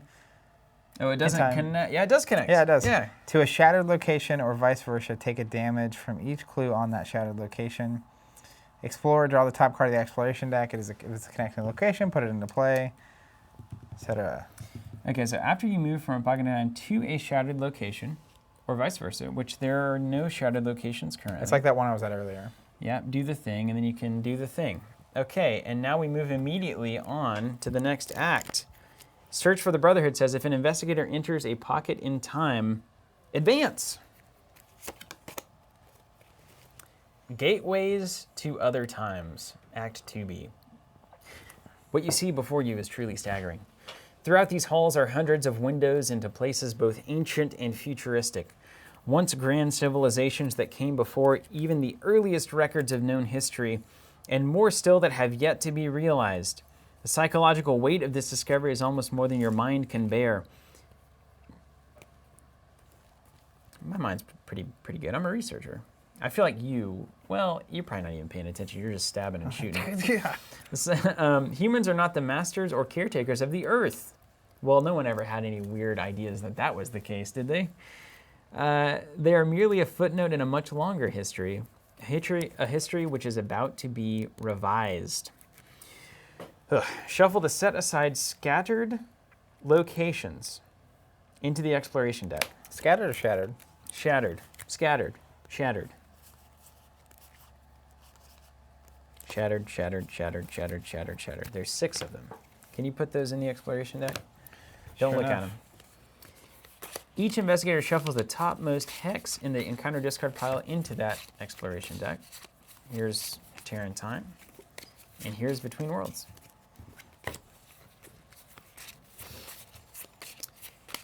Then check the campaign log. If the relic is missing, do a thing.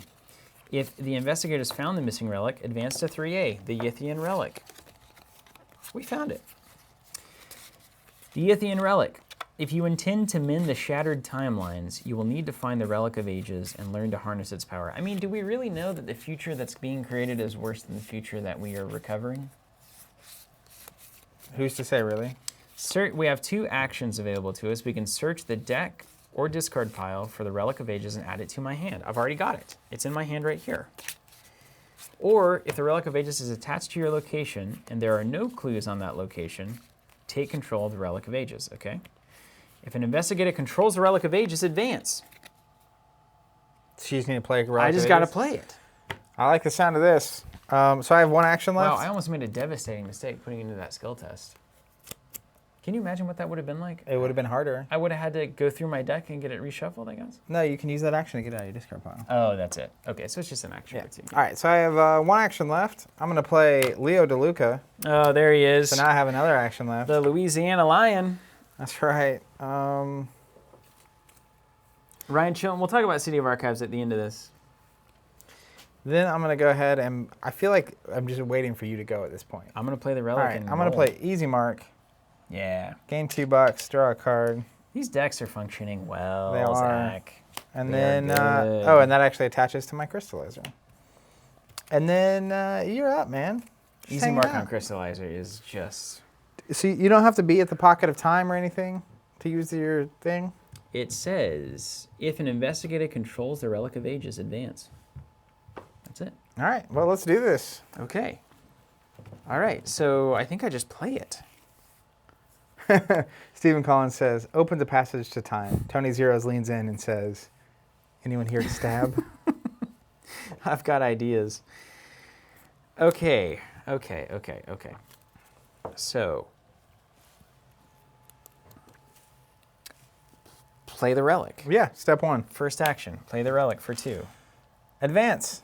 Advance. Woo, we're cranking now. The Relic is the key. In your hands, you hold the key to fixing all of this. It hums and vibrates with immense power, power that seems to grow and flourish as you visit other timelines. For the remainder of the scenario, if the Relic leaves play for any reason, shuffle each location attached to it into the exploration deck and reset the Act deck to Act 3A. Check the campaign log. If Iktaka is set against you, which she most certainly is, spawn the set-aside Iktaka in the Nexus of Nakai. Whee! Ooh, she looks fierce. Yeah, put some bounties on that, would you? She's now a snake. Hunter, retaliate, parlay. Testify book to plead for your life. If a hooded symbol is revealed during the test, you automatically succeed. If you fail, Iktaka attacks you. If you succeed, flip this card over and resolve its text. Okay, so we can talk or we can fight. And if Alejandra is set against you, I should say, Iktaka says, the thing that was once your companion slithers out of the darkness hissing, Yig will have his way, Volusia will be returned to us. Then, if Alejandra is set against you, which he most certainly is, fools, are you blind? Alejandra motions to the worlds before him. Your kind stands no chance against the ravages of time. Spawn the set-aside Alejandro. Alejandro. In a pocket of time. That one's on you, buddy. Ooh, look, he's a little sorcerer now. He's got 8 health, 6 fight, alert, and 100. This is Alejandro Vila, or is he? You can parlay at 5 to plead for your life. I would love to see him dead. I'm happy to talk to Iktaka. I feel like she's been fine, but I would love to see Alejandro just dead. Isn't he, like, he's just the kind of guy you just want dead? Yeah. Right? Look at his face. He's very snaky. Okay. Then we go to the next thing. Okay. Act 4A, mend the shatter. Each window you step through seems to empower the relic. Once the artifact is fully powered, you can use it to mend the shattered timelines and prevent catastrophe. If you're at a shattered location with no clues, test brain or book. If you succeed, attach that location face down to the relic, and everything there moves to the pocket in time. If the number of locations attached to the relic is equal to 1 plus the number of investigators, advance. So So we 3. get 3 locations on that relic. So we've got to explore 3 shattereds, clear the clues, test book, and put them on the relic, and then go back to the pocket. Okay. That was my first action. Quite an action, I gotta say. Okay. 12 damage to Iktaka is possible with these stones. Wow, that'd be awesome. 3 draws is 6. The free draw is 2, so that puts it at 8. How many actions you got left? I have 2 actions. If I had the fast action draw 3, then we're cooking with gas on that one. This clue doesn't matter. Nope. I have to go through the Nexus to get to the pocket in time. Not true. So if you go here, you can explore to try to get one of the shards. That's if you get a thing attached to this, you automatically go over here. Yeah, but I think everything's probably going to connect to the little... I think we're going to have to explore from the pocket in time to the shattered locations. Oh, I thought the shattered... That's my guess. We're kind of like the little mid-ground thing I was on. No. It's 6 that we just shuffled in. Mm-hmm. And if we explore out a pocket in time, rip the clues, put another relic, go back to pocket, I think that's the idea, is we're in the pocket in time, we're going to the different dimensions. Mm-hmm. In my head, that's how it's working. Now, if I move through the Nexus, Iktaka is definitely going to come get some. I think you just go deal with her. Well, I don't have infinite health. You just need 1 turn. You'll clear out after the end of next round. Well, every draw is going to be 2 damage in a horror that I do. Every action. Every action I take to draw will hurt me tremendously. Okay, so then we got to decide what's the best moves. A part of me wants to just start drawing. Because if I hit the fast draw 3 or a Mr. Rook, I have a lot better odds. Yeah, and she's also a hunter, so she'll come to me. Yeah, she's going to hunt and retaliate.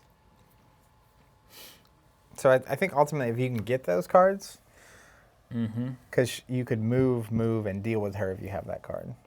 And the Guardian's going to hunt to you next turn after. So she's going to hunt to you, nearest Investigator, right? Yeah. That's a tie, so we can choose. I think lead Investigator chooses on a tie. Ooh, and then I have the perfect card for that moment, Steven. I could try to parlay. That's true. We hadn't thought about that. Yeah, you could just book her. How many books you got? You got books. You got books in different area codes. I got plenty of books. I got 5 books currently. And it's a 5-book test, so can you add like at least 2? It would give you like a 90% chance to parlay. And then my frenemy would be back. You know what I should do? I like Alex saying, try talking to her maybe. So, actually, I think, let's see, money, free money, boom, boom. So I might just have to waste a little bit of time here. That's fine. And what I'm going to do is I think I'm going to get money until I can get to play the Narcotic Manuscripts, and then I don't have to test the 5-book. I can just go 5 on 5, take the test with the manuscripts. And we have a new friend. And we're parlaying. Yeah. Now be careful. At the end of this round, Iktaka's going to come to me. This is going to ready. So if you get through here, you're going to have to deal with that. Yeah, I'm going to have to move through there. And I have smarter ways of making money if these are the right cards right here. They could also be weaknesses. But at this point, the worst that happens is those manuscripts. I could exhaust the relic. That's never a good bet. I could remove 1 doom from the agenda, or I could advance it, or add 1 doom to the agenda. But that wouldn't advance it immediately, so it's kind of a free test, right? It's kind of a free test. It's exactly what it is. Because if I add a doom here, it's not going to advance, and then it will automatically advance next turn anyway, so I could try to buy us a turn here. I'll try that, although the failure things are bad. I'm at -4 on a skull. Place a doom on the nearest cultist. That's right. Iktaka could come to you. Yeah. Save an action. Yeah. Parlay. I'd take some damage, but I'm not terribly worried about that. So I'm going to start drawing, actually, because that's more efficient than gaining money. First action is draw.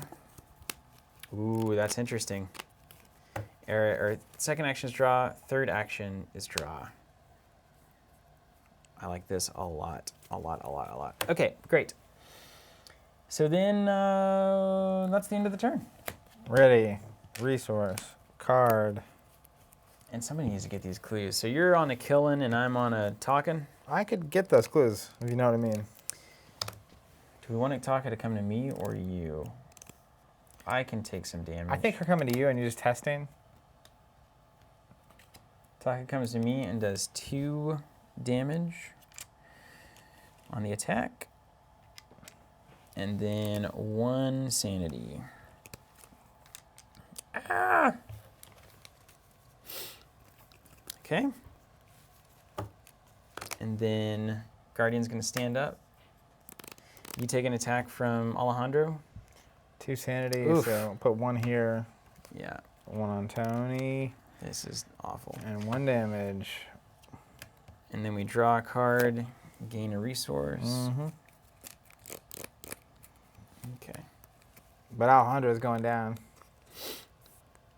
All right, and then we do the bad stuff. So we're going to advance the... Wait, should I have taken that test?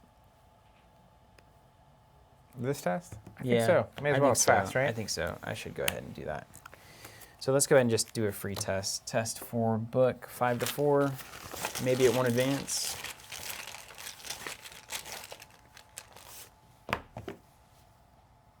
-2, so it doesn't matter. All right. It's worth a shot. Then we get a horror and it It's advances. a fun relic. Yep. It's going to advance. Max 1 per game. I hope that's only on success. 1 success per game, okay. Now we're going to the Spawn of Nakai. Oh yeah, Stones on Iktaka, correct. Let's go ahead and do that. We may as well. Ravage asking if we have a copy of Pallid Mask. I don't know, but I'm gonna send you a link. If we have it, it'll be at this link. Okay, here we go. This is the Spawn of Nakai. You are not the first to intrude in this abyssal pit. You were warned not to break the seal, and yet here you are. Now you face the consequences of your foolish transgression.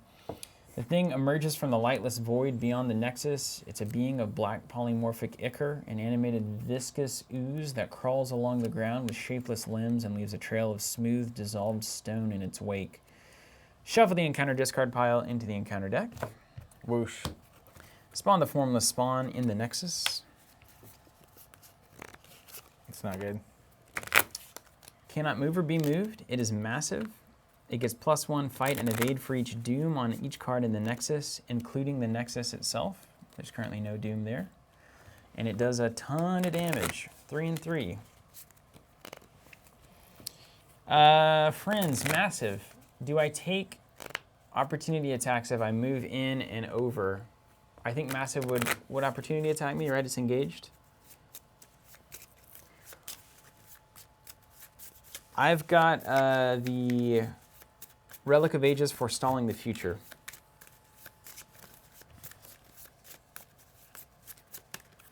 Okay, so that's all done. They all say yes. Yes, it would attack, yes, okay. But if someone went there and exhausted it, would it? You could sneak through? Yeah. I could move there. I could probably pull that off. Okay, and then we do this. Place this card in the victory display. So we now have Vengeance 1 just from the card. Pendulous threads inside the Nexus, the interwoven. Threads of ethereal light begin to unravel, and reality unravels with it. If an investigator with a Relic of Ages in their hand, deck, discard, or play is eliminated, immediately advance to Agenda 3B. So that would be me. So don't let me die. Thank you. Okay. Bad cards? Bad cards. Brood of Yig. Hunter. +1 fight for every vengeance. Let's put one of these on him. And he does have 1 vengeance now. Ancient Evils, that's not terrible. Place 1 doom on the agenda.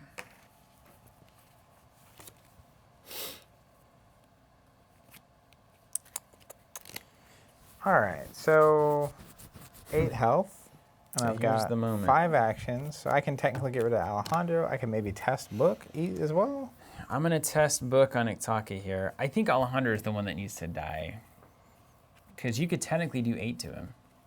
6 is hard. He doesn't have Retaliate, so that's a bonus.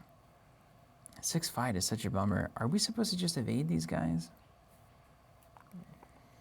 I mean, I can't do everything. The problem is they're here, so I need to get these clues off. Yeah, you got a lot of work to do. Even if I did evade, I think I just have to clear it of these guys. Do you want me to parlay with Iktaka and see what happens? Yeah, sure. I mean, are you gonna? My only question would be: is there a chance you end up here this round? I don't think there is, because I would take 2 opportunity attacks. Guardian would come with me. I don't think there's any way. Does he hunt me? Mm-hmm. That happens, right? Mm-mm. No, he was exhausted. So hunting happens and then things stand up. Nexus is not going to move. So we've got a logjam right here. We got to figure out how to deal with it.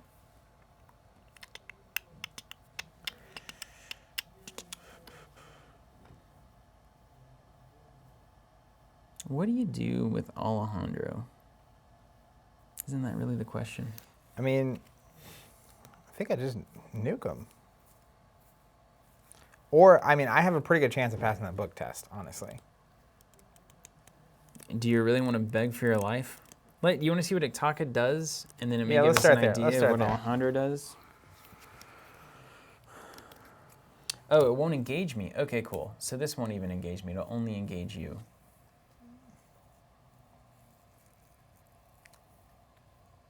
Okay. Okay, cool. So I could take a big... I could maybe... Iktaka, move, evade. No. I'm going to have to stay there. I'm 1 turn away from That's fine. being anywhere useful. We have time, as long, like, it's only at 1 doom here. Yeah. So we just need to establish ourselves and Can be you okay. deal with this sanity damage, though? You're at 3 out of 5. I mean, I have 1 here. Is there anything... Do you have the perseverance or anything like that? No. That's a problem. But I have an escape clause if I can't kill him. I'll tell you that much. Okay. A cunning distraction, perhaps? Maybe. If you have cunning distraction, this turn is way good. Way different. I mean, sorta. Huh. I think the best thing is still just getting rid of Alejandro. If you can. It's not unreasonable. Can't, I have 5 actions against him. It's 7 to 6 with 5 actions, and you got to go 2 over at least 4 times. Or 3 times. Yeah, that's doable. All right, let's start with Iktaka. Start with the parlay here. First action, test 5 book to plead for my life. I'm currently a 5 book. This only counts for investigation tests. So I'll unfortunately put a deduction into it. And an occult evidence. So I'm now 3 up. Let's just go 2 up. Yeah. All the bag is 2. I agree with this. Except for that skull is now a -4 because the Relic of Ages. If you fail, she attacks me? Oh no, I can't deal with that. I can't do that. Oh my gosh, I'm going to want these deductions later. But you know what? I hate this. Hold on.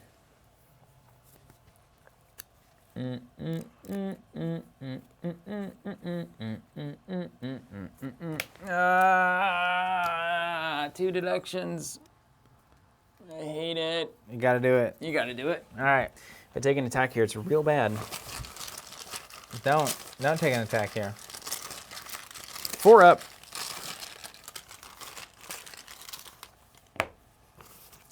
Fine.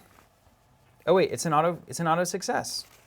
If you reveal a hood, Boom. automatically succeed. I didn't need to waste any of these. That's not how the game works. It's about That is not risk. how it It's works. not about reality. All right. is it? What happens when you parlay with my frenemy? Flip it over.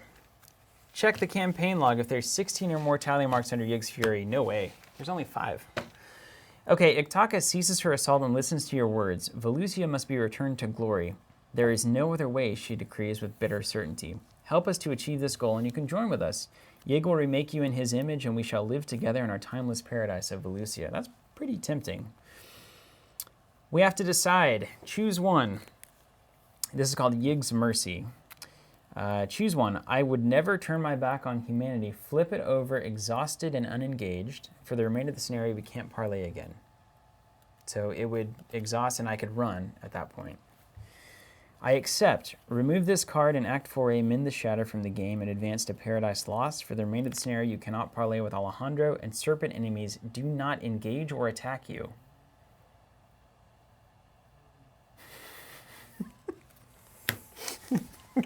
We got some thinking to do, man.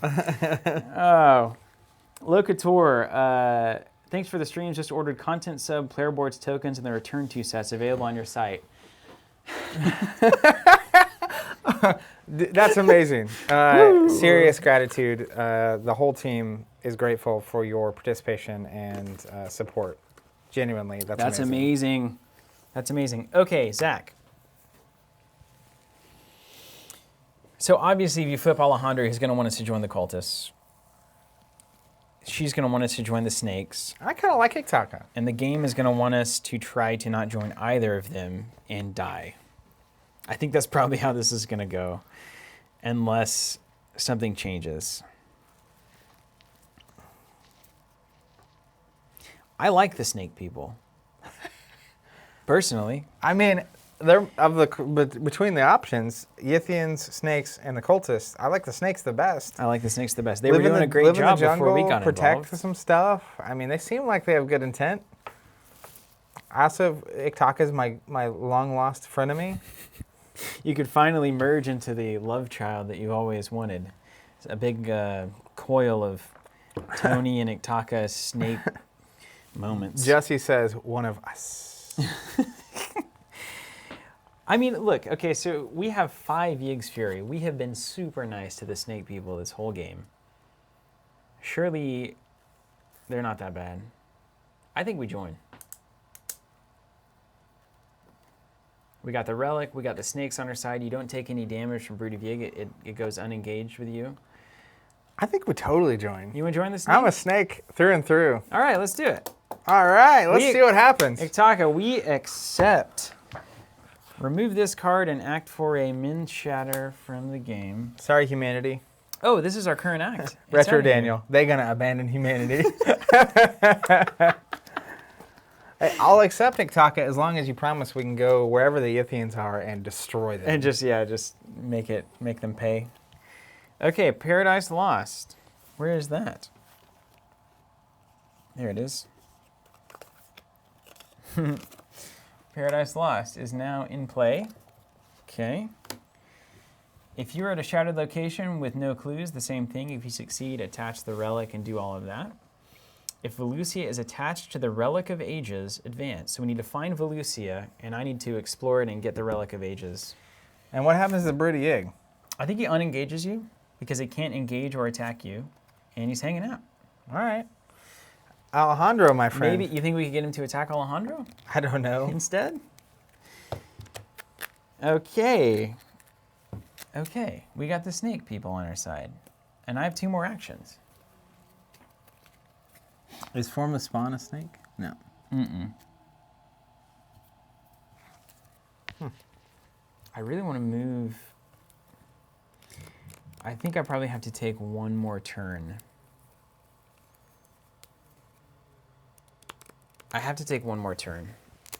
I think that's the only way. You're cool, dude. I'm just hanging. But I'm not sure that you can survive Alejandro.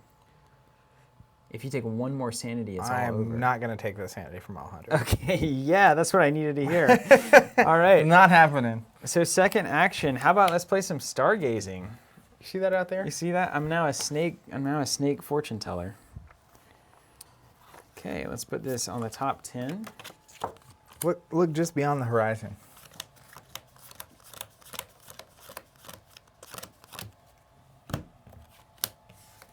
Hopefully the stars are right soon. Got it. I felt that coming for like 2 minutes, and I just didn't know when it was going to happen. And then last action.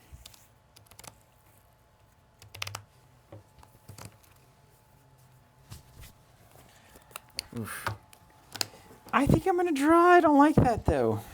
Dude, we got snakes on our side. We're fine. Think about how many enemies aren't our enemies now. There's a lot of enemies that aren't enemies. Yeah. Yeah. That's what I'm talking about. Alliance right through this thing. I could also take the money Yeah, I think I'm going to take the money. Okay. Money is taken. Hate that, but I'm doing it. This is amazing. Dan says, I live by Millennium Games, Travis's store in New York. Yeah, Travis. We've had him on the cast a couple times. He also owes me a coffee.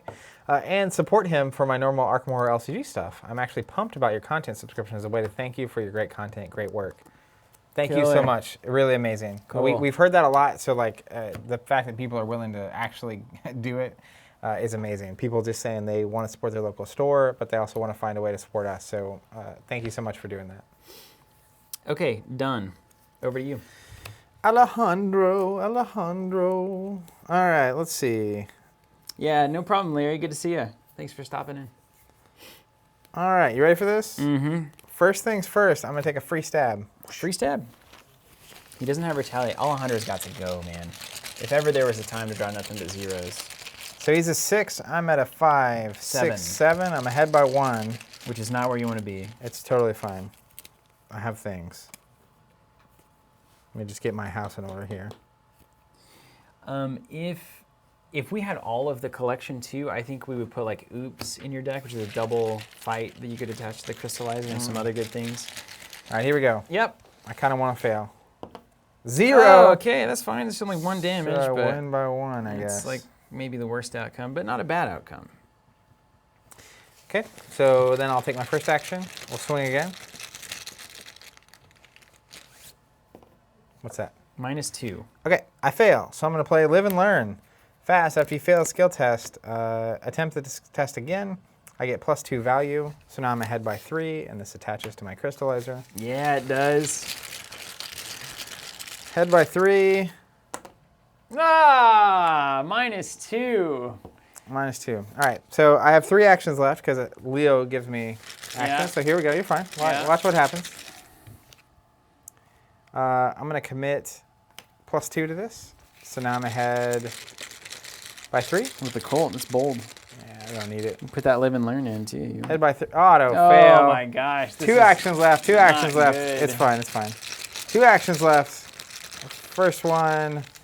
Let's commit that. Up 2 is good in this one. Yeah. And got it. So 1 damage. Damage the hard way. And then for my last trick, Yeah, he doesn't have retaliate. Otherwise, it would be disastrous. I'm just going to Cunning Distraction and exhaust Alejandro. Okay. I evade him. Then he's going to come back to me, but I figure you're going to get to that's me with the correct. books Yeah. and do your work. So that'll be my turn. Okay, great. So let's do this. Now we do the enemy stuff. No, the Live and Learn didn't pass Spanner. Unfortunately, got a -5 on that one.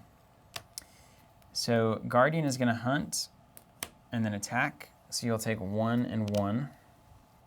Do you want to kill Leo? Nope. Woo-wee! Alejandro stands up and does nothing. Get a card and a resource. Ha, sweet. Tony's Quarry. Spawn at the location furthest from me. He's there forever. We're not touching him. And he gets a free bounty on him. Put that on there. Mm-hmm. Okay. Okay. Now we do the bad cards. We advance here. Did we do that already? We didn't. We did not. Any end of the round things? we Brotherhood Cultist. Hunter. +1 fight and evade for each doom on it. When you initiate an attack against Brotherhood Cultist, place a doom on it. missed? It's getting annoying. It's fine. There's your cunning distraction. That's. You put cunning on your crystallizer, didn't you? Put that in I there. should, yeah. So I need you over here, stat. Yeah. And I need some book action. I just don't know if there's anything to be done on that. Because you can't take any of that horror. I wish I had my cunning distraction. Mm-hmm. Yeah, we all do. Let's see. You take 1 and 1, so there's no way that happens. Now you should be able to kill one of these things, probably the cultist. And it gets harder the more you fight it. Only need to hit it twice. Move. Okay, hold on. This is gonna get weird. This is gonna get awful. Is it? Yeah. Oh, I see the See problem. if I have anything weird. Did we do the bad cards yet? I did my bad card. Oh, I need to do mine. Shattered Agent. Shattered, not Aeon. Ages. If you fail, place a clue on each location other than Nexus of Nikai. Okay. Test 4. It's not horrible. It just means I'll take Doom or So horror. I can technically, if it goes well, it did not go well last time, so I'm not betting on it. But I could technically potentially get Alejandro off the table and this. I have just enough actions. But if you we'll come over, probably let you try that. if you come over and do any amount of damage, it would be helpful. Oh my gosh, I passed with a +1. Nice. The bag says you have a chance. Okay, let's think about this.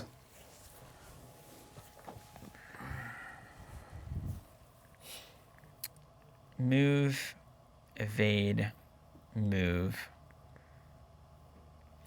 Anything have 2 hit points? No.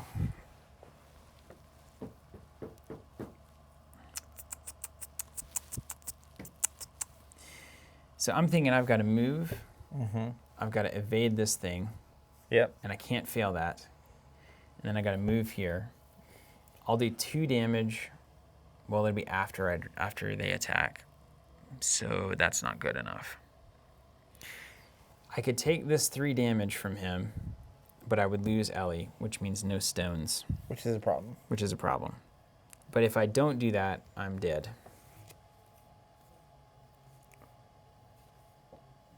You know. The dead stuff. Okay. Next to Nikai. I just need to evade this thing.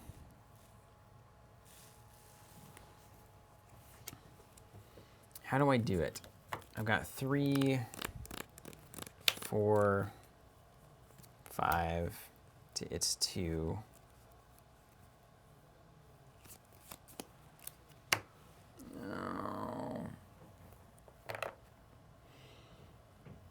But what does that do? So what's your best turn? What does it possibly look like? I think my best turn is hitting for 6 here with 3 actions. And then I have 2 left, so I could technically also clear out here. And then I take 1 and 1 and I put them both on Leo. Yeah. But every time you attack here, he gets what? +1/+1? And he would only get +1 once if I hit one of the 2 at +2. Well, that second when you initiate. So he'd get a Doom when you initiate the first time and then a Doom on the second one. So he'd be at a 4 fight on your last attack. This guy would be 3 on both, which is not terrible.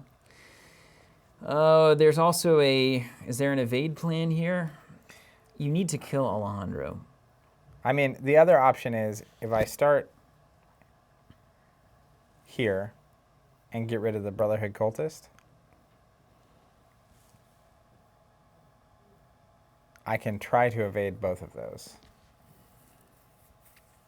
to buy 1 more turn for you to get over here.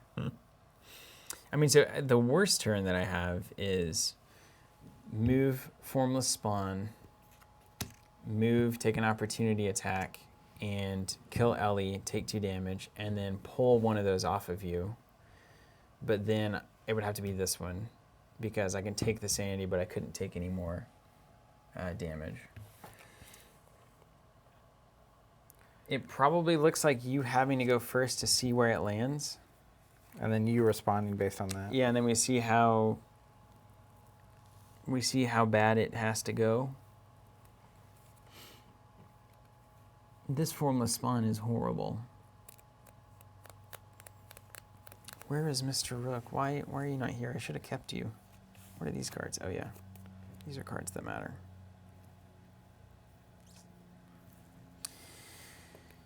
Okay. Have any good ideas? Just thinking.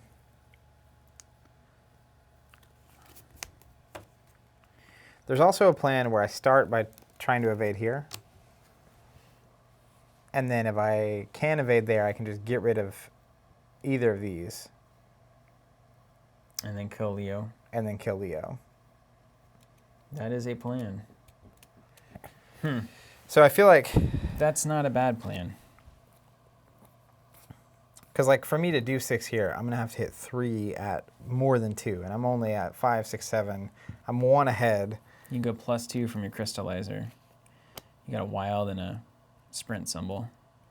Oh, for the... On your evade, yeah. Yeah, I have more to contribute to that as well. So evade Alejandro, don't fail, kill the Brotherhood cultist, and then, yeah, as needed, take 1 and 1 to kill Leo DeLuca on the Guardian. Or I could kill the Crystallizer Guardian because it's doing 1 and 1, and take the 1 here. Is it a free evade that you get? But this one is a free action to fight. Yeah. This one does not have that. And this guy will be evaded. So you get a free action to take a swing at him, which I think is good. I think I should take that regardless, just straight up. So ideally it's free action, Leo action, and then evade, and then you have 2 actions remaining. You could potentially try to kill the get rid of Guardian. that. Yeah. But you got to evade Alejandro first. I think that's the first thing you do. Because if that doesn't happen, well, I guess if that doesn't happen, what do you do differently? I die anyway. You die anyway. I think that's right. Yeah. So I think the best thing too is because I have an extra action in there, right? Just in case. So I could contribute 4 foot because I have 2 in my hand, or I could do 2, and if I fail, do 2 again.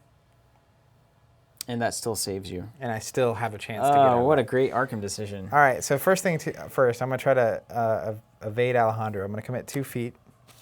Well, hold on. If you're only 1 up, right? That's a bad place to be in this scenario. Everything in the bag fails you at that point on the symbol side. So how about I do go all dads on this? How about I do this? Well, I think the right number to be up is 2. Right. So I'm going to go 1, and I'm going to contribute 2 to make it a 5 total. What does Dumb Luck say? After you fail a skill test by 2 or more during an evasion attempt against a non-elite enemy, place that enemy on top of the encounter deck. Okay. So I'm not planning on evading a non-elite enemy. There's no world where that's worth doing, right? You could put the Brotherhood cultist on the top. Oh, an alert from Alejandro. No, alert from Alejandro means if you fail this, you're dead. Because he will opportunity attack you on a failed evade. So I think you go all in on 1 evade on Alejandro. Does adding 1 extra do anything? Yeah, let's see. You're up 2 right now? Is that right? Yeah. 3 plus, yeah. There's a -3 in the bag. Okay. 1 Before we do -3. that then, if I'm going to maybe die. May as well try to take somebody down with Yeah, you. I'm going to attack here first for free. Okay. Like if I can get him off the table, at least there's that. And he doesn't have retaliate, yeah. And I might draw cards from my lucky cigarette case. -2, so I'm at 5, 6, 7 to his 2. He gets a doom first though, right? So it's 3, so I'm ahead by 4, -2. I'm still ahead by 2. Well, lucky cigarette case for a draw. That's not going to do anything, but he'll take 2. Did it give you any skill icons even? It didn't. Ah. That's what I was hoping for. Then I'll take my first action and attack it, and it gets another doom. So now it's at 4 to my 5, 6, 7. Up 3. Go up as much as you want. -2. Okay, so it's going to go away, and I'll get a money from the clue. That goes away. That goes away. Okay. So it was all a free that attack. was more or less free. So you have 3 actions remaining. Yep. So now, dude, it's all in on Alejandro, is it not? Well, I feel like if I have a chance at just dying to him, I may as well get rid of this first. Well, no, I shouldn't, because it won't engage you, right? No, it won't. So we'll go Now, +4 on my evasion test on Alejandro. yeah, I think you just got to roll the dice here. Yeah. Here we go. Let's do it. Tony zeros. So you're 4, you're 6 to his 3. And if you fail, he will kill you. Yep. Like the snake that you are. Good luck. Best of luck, dude. This is the time for the 0 to happen. If ever there was a time. How about a star? Oh my god. Yeah. +2. All right, so I get to put a bounty over here. Yeah. I succeed. He exhausts. And that's good news. Wow, and you have 2 actions remaining. You want to try to kill that crystallizer? Oh my gosh, that was good. Yeah, so he's at a 3 strength. I'm at 5, 6, 7. I'm ahead by 4. Man, that was truly incredible. First attack, 2 left. This is too stressful, man. Why do we... This isn't a game. There's the zeros. 0. Hit him for 2, and then I'll use my last action to try to get rid of him. Tony Starro's indeed Jared Pine. The best 0 of all is the one that looks like a star. Oh, another 0 again. Nice. All right, and the May have crystallizer's dug gone. out of this thing. Okay. Now I've got moments.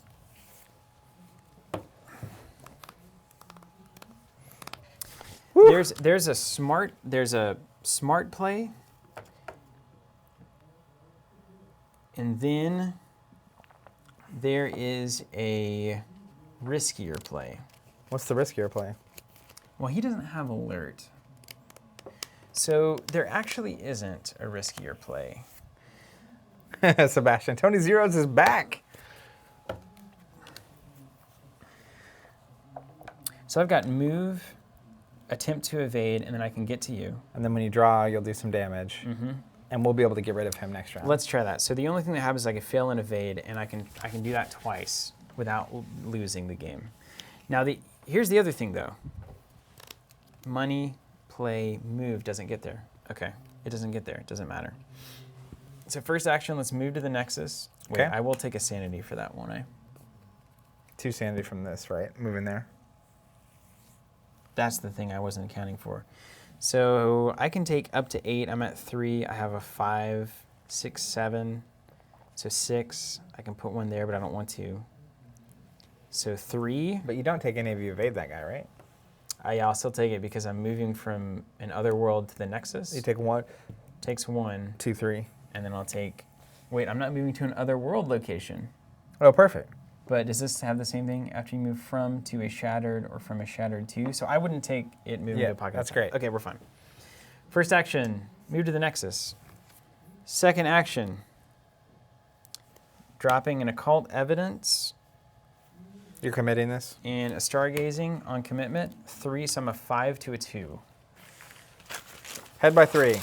Give me that Steven Zeros action. A skull? -2? -4 because the Relic of Ages is at my location. You failed. All right, last attempt. It doesn't do anything weird, right? Yeah. So this needs to pass. Oh no, I've got to do all sorts of dumb stuff now.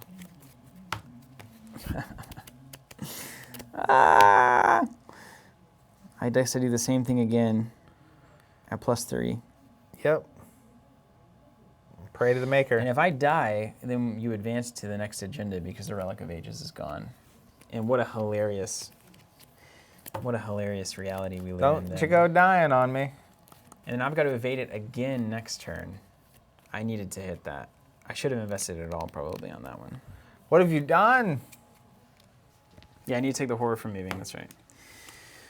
Okay, +3. There's only 4 tokens that fail. Both Segment of Onyx is waiting for the last one to get that pendant going, but you know what?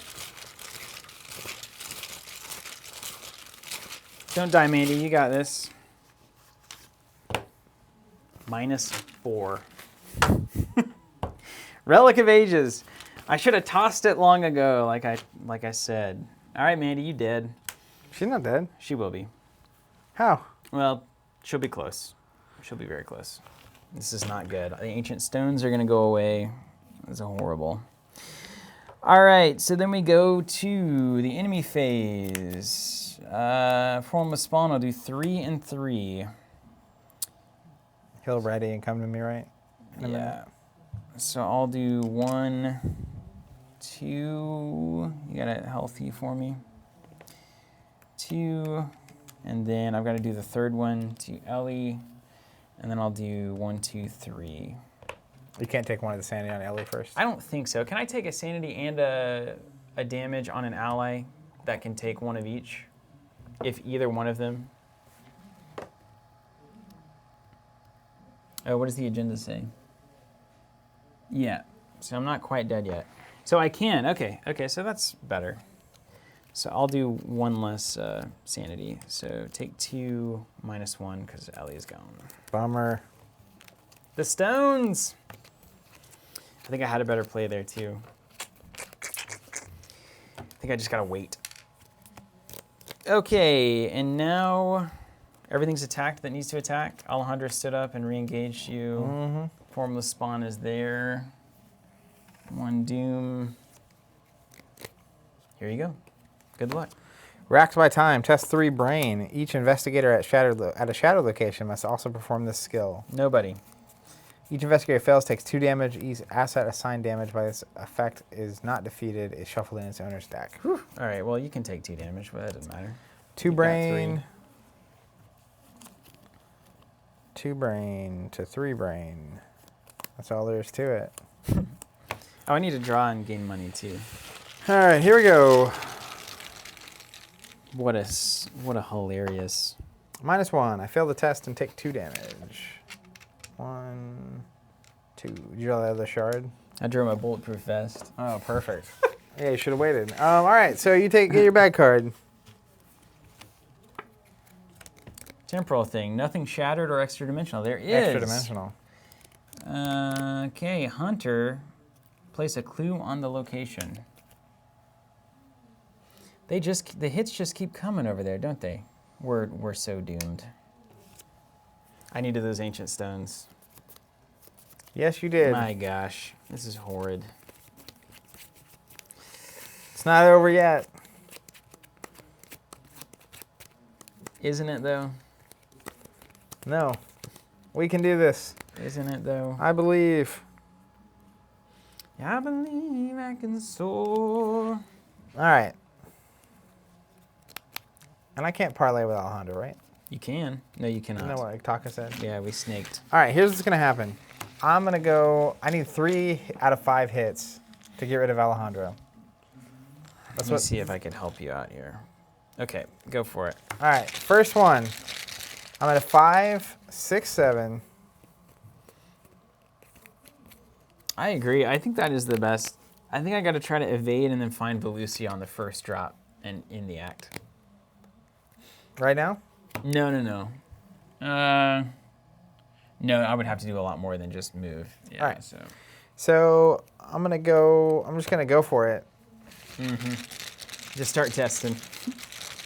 I'm at a 7 to a 6. Oh my god. See what we get.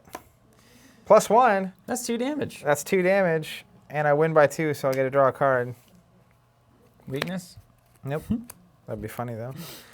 That was my free action. Now I'm going to take my bonus action from Leo DeLuca. See what we get. Hood, -2. So I lose by 1. Do you lose by... Oh, yeah. No, this is horrible. This is...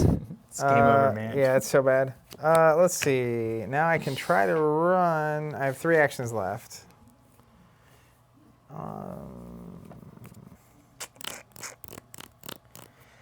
Gonna keep fighting. Yeah. Dreaming a miracle. -5. 2 left. You try to evade? No. I don't think so. I think I just go down swinging. -2. Nope. And last action. Gonna go down swinging.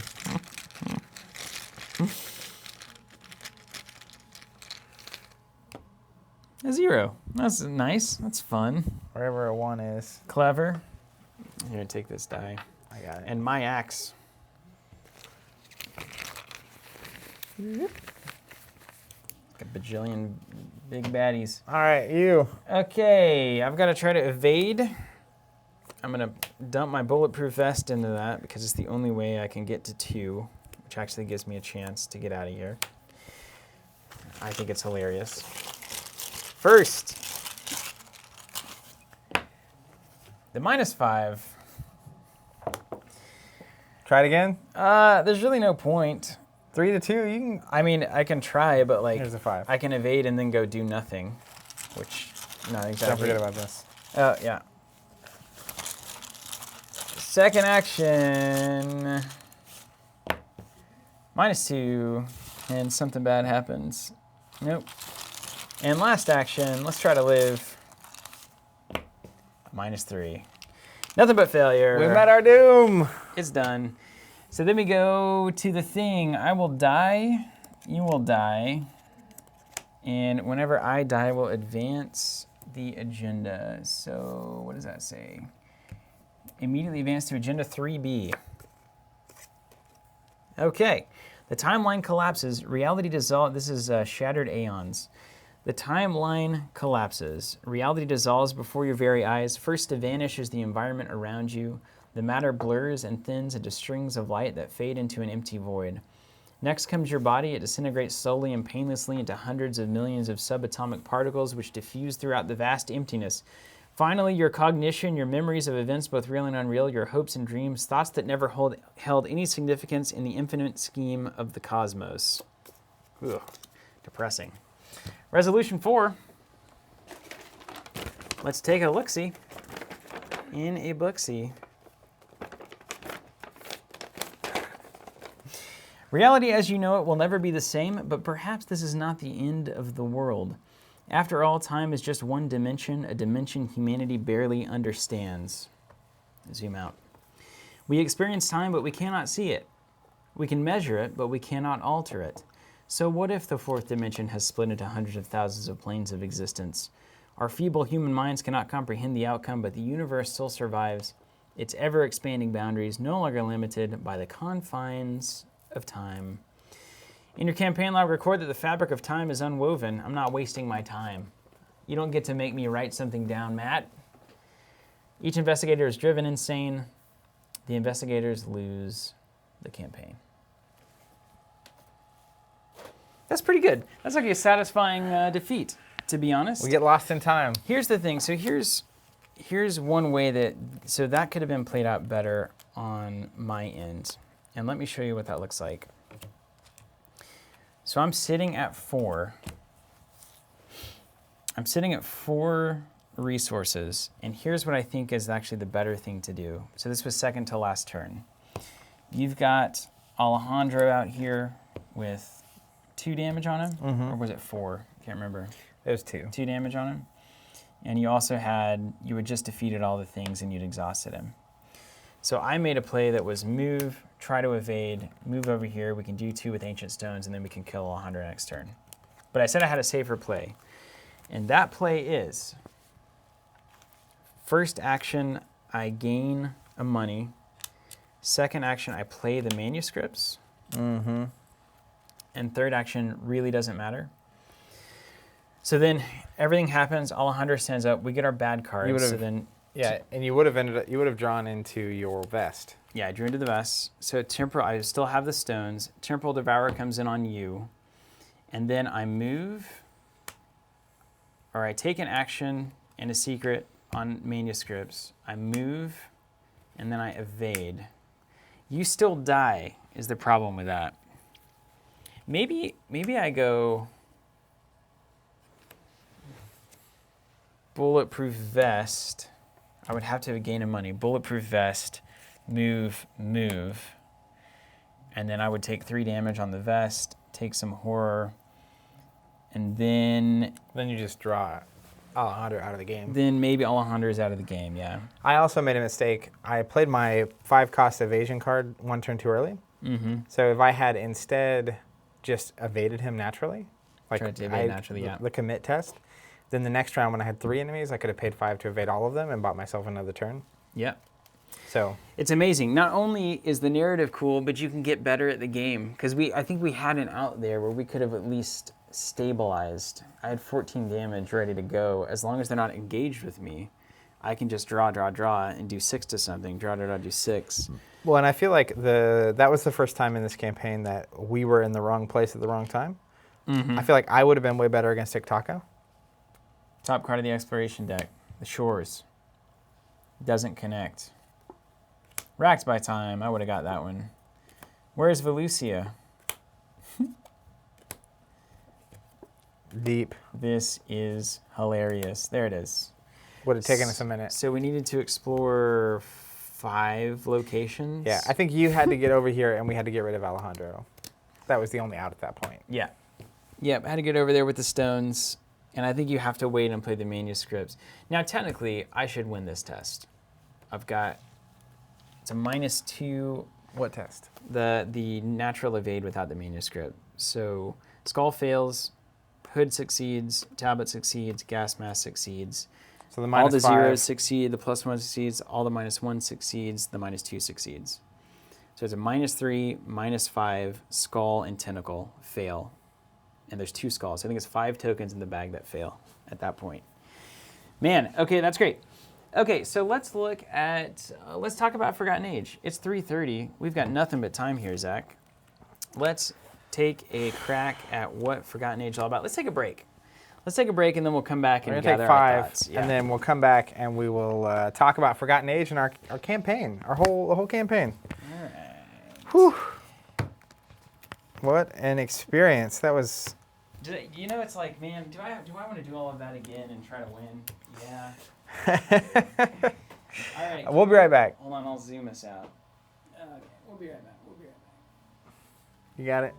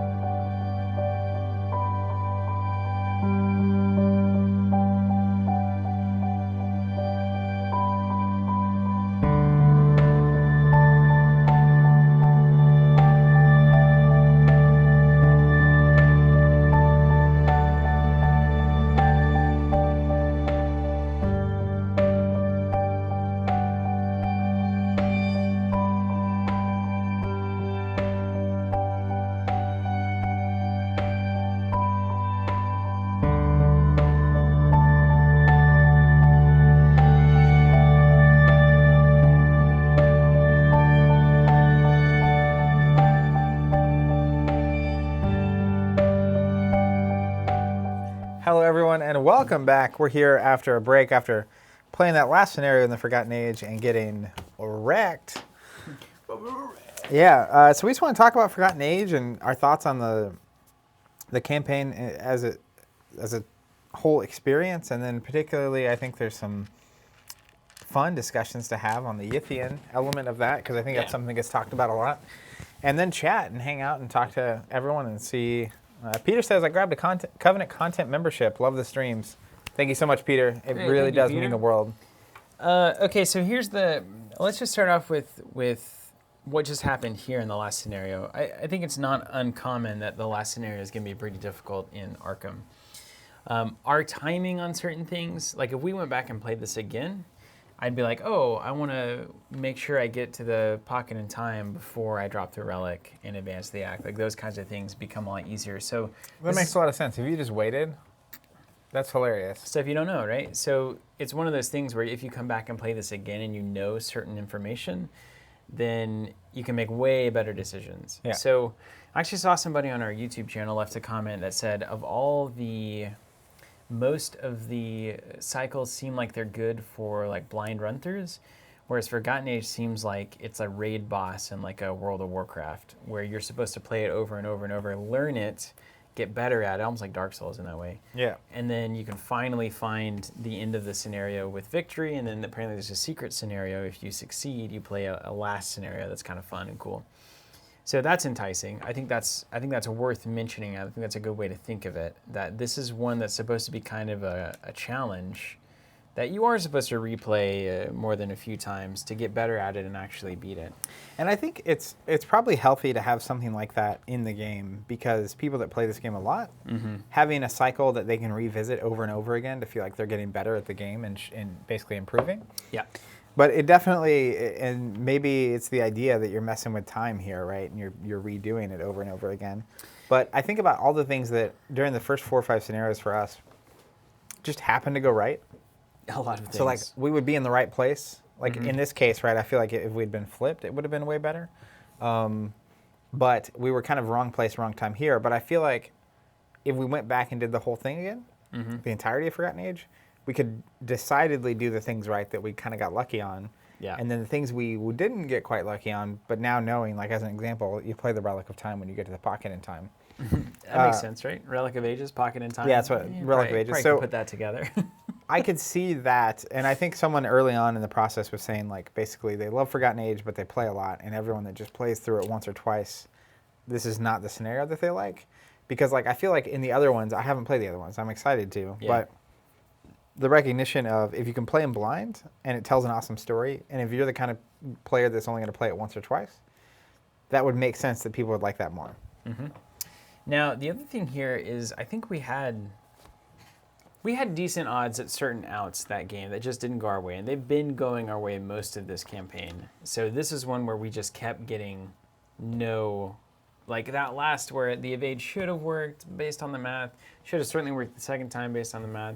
Also, I think there were some plays that were going to play the manuscripts, and if I thought to get a money, then I could have also played the body armor and moved over there, and we could have gotten out of it if you'd have held your cunning distraction. Yeah. There were outs, I think, that we had to at least stabilize. Now, I don't know if that would have won us anything because we would still be very injured at the time. But it's fascinating to me, and actually it's really encouraging that even at the state of disarray that we were in, there was potentially a way to creep into a success, right? Yeah. Also, Cryptic Research, the next card, that would have solved so many problems for me, the one where you draw 3 automatically. Oh, man. So, like, there's a lot of those cards that if I had drawn one more, before something had happened, then it would have totally changed the game. I had 2 Segment of Onyx in my hand. If I'd seen that third one over the next 3 or 4 cards, the pendant comes out, I can automatically evade things. Yeah. So there's a lot of options that you have, and that is encouraging that there was the capability, based on the decks that we built, to adapt to a situation that went very poorly for us. And we took some risks, and it's a game of risk management, right? You don't know what's going to come out of the bag, and it didn't work out for us. And I think that's a fine way to lose. Like, that feels right. And it feels like Arkham, ultimately. I'm glad we kind of got to the end and got slapped down saying, like, no, this is a challenging game. It's very difficult. It's meant to be difficult. And we're on standard. Yeah. Can you imagine hard? It could get more difficult. Expert? Yeah. I mean, it's ridiculous. Do you feel like the game is more designed for 2 or 3 players? Like, is it more or less difficult at 2? I think 2 is kind of the magic number. Now, some scenarios aren't balanced. They have elements that aren't balanced around player count, which is very bizarre. Like one that's mentioned a lot, you guys might have mentioned it, I don't know if it's in Forgotten Age or where it is, but you get a certain number of treacheries like in an Explorer deck or there's some mechanic and it doesn't scale based on number of players. So for some scenarios, having less players is a big disadvantage. But in a lot of other scenarios, like only having to get 2 clues off of these locations instead of 4, right? So it's like Mandy, for instance, could rip 2 clues on a single turn, can't rip 4 clues on a single turn without additional cards. So as those numbers stack up, also you have to have people who are contributing to everything in different ways. Like you can't have 1 clue gatherer. Yeah. You have to have 1 main one and then maybe 2 side clue gatherers that are really doing that as well to help minimize it out. I think it's fun with 4 people. You can be everywhere, which, if you think about how most of these scenarios play out, the ability to be in different places at once can be super helpful. But, 2 to me is a super fun number to play this game with. You feel very intimately linked to like what each other can do, and you really have to, it's much easier to talk out a turn between 2 people than 4 people. Yeah. 4 people can be a mess sometimes, where it's like, I want to do this, and it's like, well, you're already going, and then everything's weird. So I do like 2 people because it's more intimate, like run through. I think a lot of people that play solo will play with 2 investigators as well. It seems like kind of the magic spot Like 2 hands. For this game. As far as Forgotten Age as a whole, let's think about this. So the real question that you have for Forgotten Age starting off is, what did you think the campaign was going to be like theme-wise? So how was it sold to you, or what did you think when you saw the box and you read the first scenario? Like, from what I knew, just from the box and the pitch and the cover and even the first scenario, I thought it was going to be exploring ancient temples in Central America, like Mayan temple vibes kind of thing. Even if you look at the board, this is very like Mayan, Incan sort of style to it, which the boards don't really tell me much, other than I know that they're based on the ruins. But I didn't, and it's called the Forgotten Age, so like that makes me think it's like ancient. And then it got weirder than I expected. Like it was nice that we had the one scenario where we went back to Arkham, which is cool because it's like, you're going back to this thing in its normal life. So I thought that was a cool way to tell the story. The pit stop in Mexico, was it Mexico City? Yeah, I think so. Whatever, present day. Was kind of cool. I like the snakes and whatnot, and that was all relevant. The time hopping stuff, it was definitely more fantastical than I expected it to be. Yeah. Like it wasn't just like an ancient temple with this relic that is super powerful. It was like an ancient temple with a relic, and also it's the fabric of time and space is like dependent on it being in this particular spot. And that was more than I expected too. This is my first real playthrough where I can appreciate what's going on, and the first full playthrough that I've done. And it surprises you in how weird it gets. The Yithians really tell you, okay, it's actually going to get really weird. Yeah, well, and it's weird because it gets really weird and then it gets a lot less weird very quickly. Normal again, and you're back in the caves. Normal exploring. Weird. I think we may as well crack that can open, the Yithian can, because basically, if you're unfamiliar, the Forgotten Age cycle, everything I've heard about it is basically it's infamous. In a certain way in the community, which is there's a lot of people that love it. A lot of people saying this is their favorite story campaign in Arkham, and I think it is the kind of thing that like the more you play it, the more I feel like if you're going to run through this 10 times, it's probably pretty fun because like to take the gas or not, or to take the torch or not. And do you want to befriend Ictaka in the long run or not? And you can test out the different little arcs of the story, right? The trees that fan out, but there's decisions, like we made the decisions on supplies before doing anything. I was brand new to Arkham at that time. And if I had not been told how important it was not to be poisoned, prior to, that would have been Yeah. very frustrating throughout the whole thing. Because there's a lot of auto fails. Yeah, and I think that. this is my first campaign through Arkham, and like it went very well for us early on, which I think made our lives a lot easier. Yeah. But I think the weirdest mechanic in Arkham for me, first off, it's worth saying, I had a great time. Going through the Good. story, the Tony Zeros for me was exactly on the money. The decks were great. The story was fun. Even losing at the end, it was we got lost in time. Like it's a cool thing.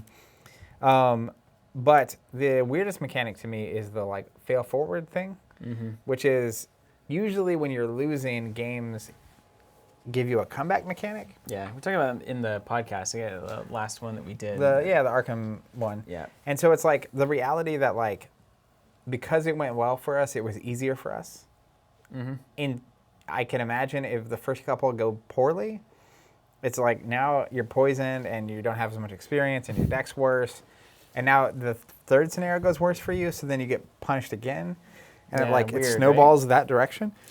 Instead of being like, I like the idea of experience rewarding, like you get to update your deck, right, if you do well in the scenario.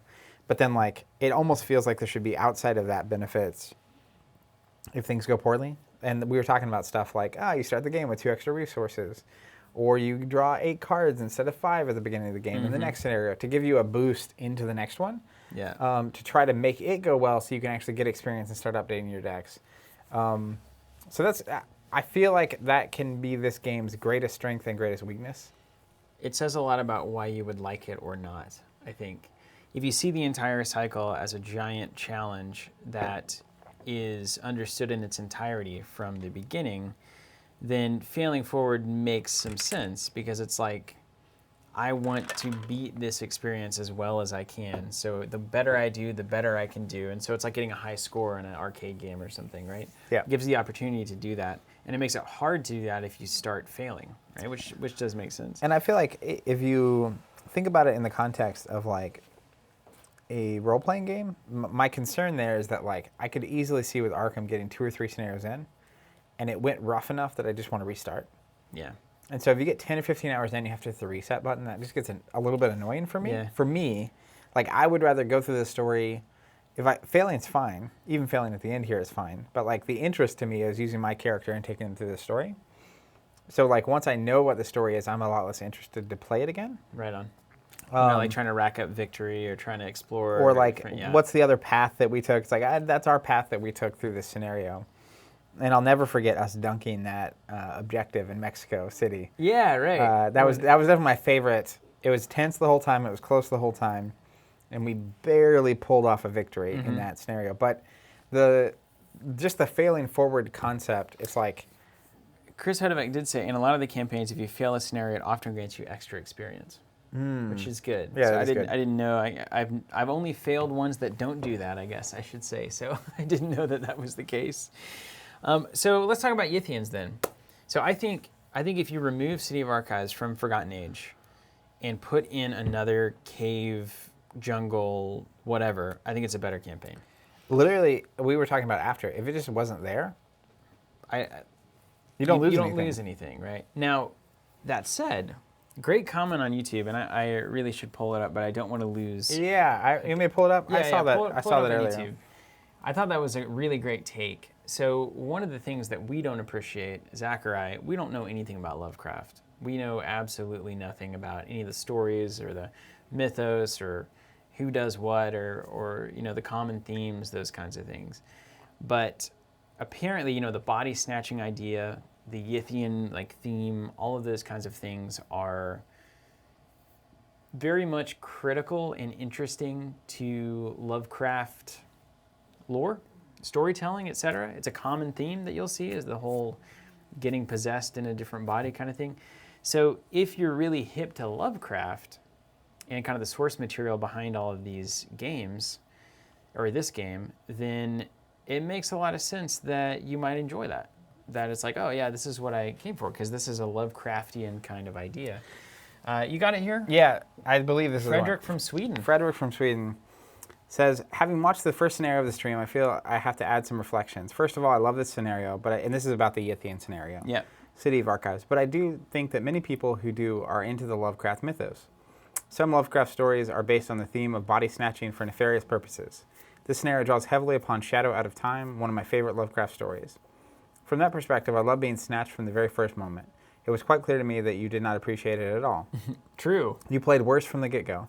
Stephen, in question marks, added a lot of apologetic remarks from the start about this scenario being boring, divisive, not fun, etc. The point where you just up and quit last time. Which is, so literally, the context of that you got to understand is, my 3-player group, about 3 turns into that scenario, was like, I don't want to play anymore.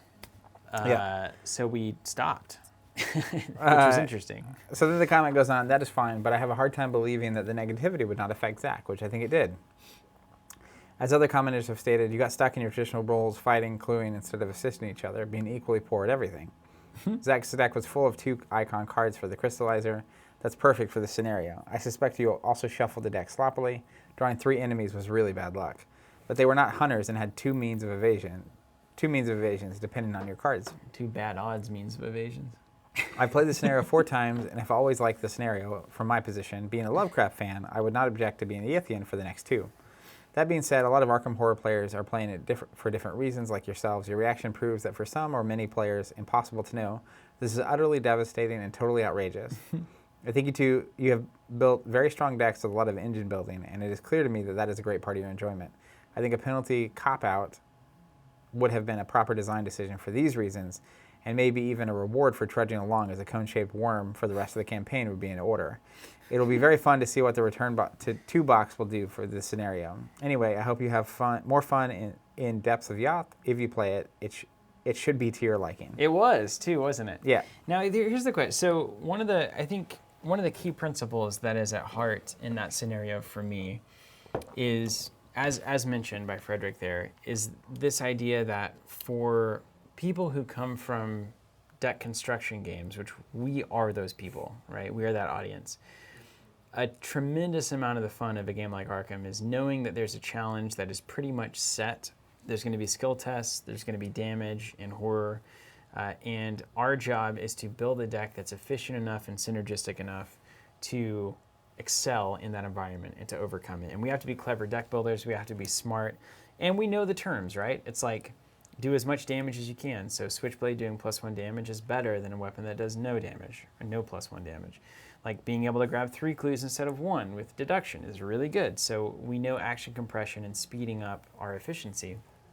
So when you get to the table, and this is the case with a lot of groups, there are many groups, like my 3-person group, we meet once a month to play 1 scenario, right?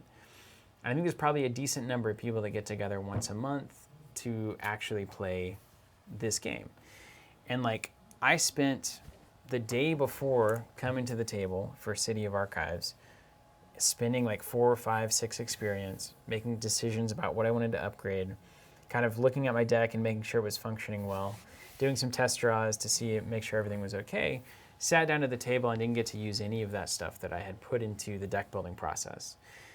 And that to me was like immediately unfun, because the deck building and watching it unravel as you've built it in your head during a game, and doing that with other people and letting them see, like, you know, the genius that you have in crafting a deck so efficient is a big part of everything. That's why we play all of the card games that we have played in the past.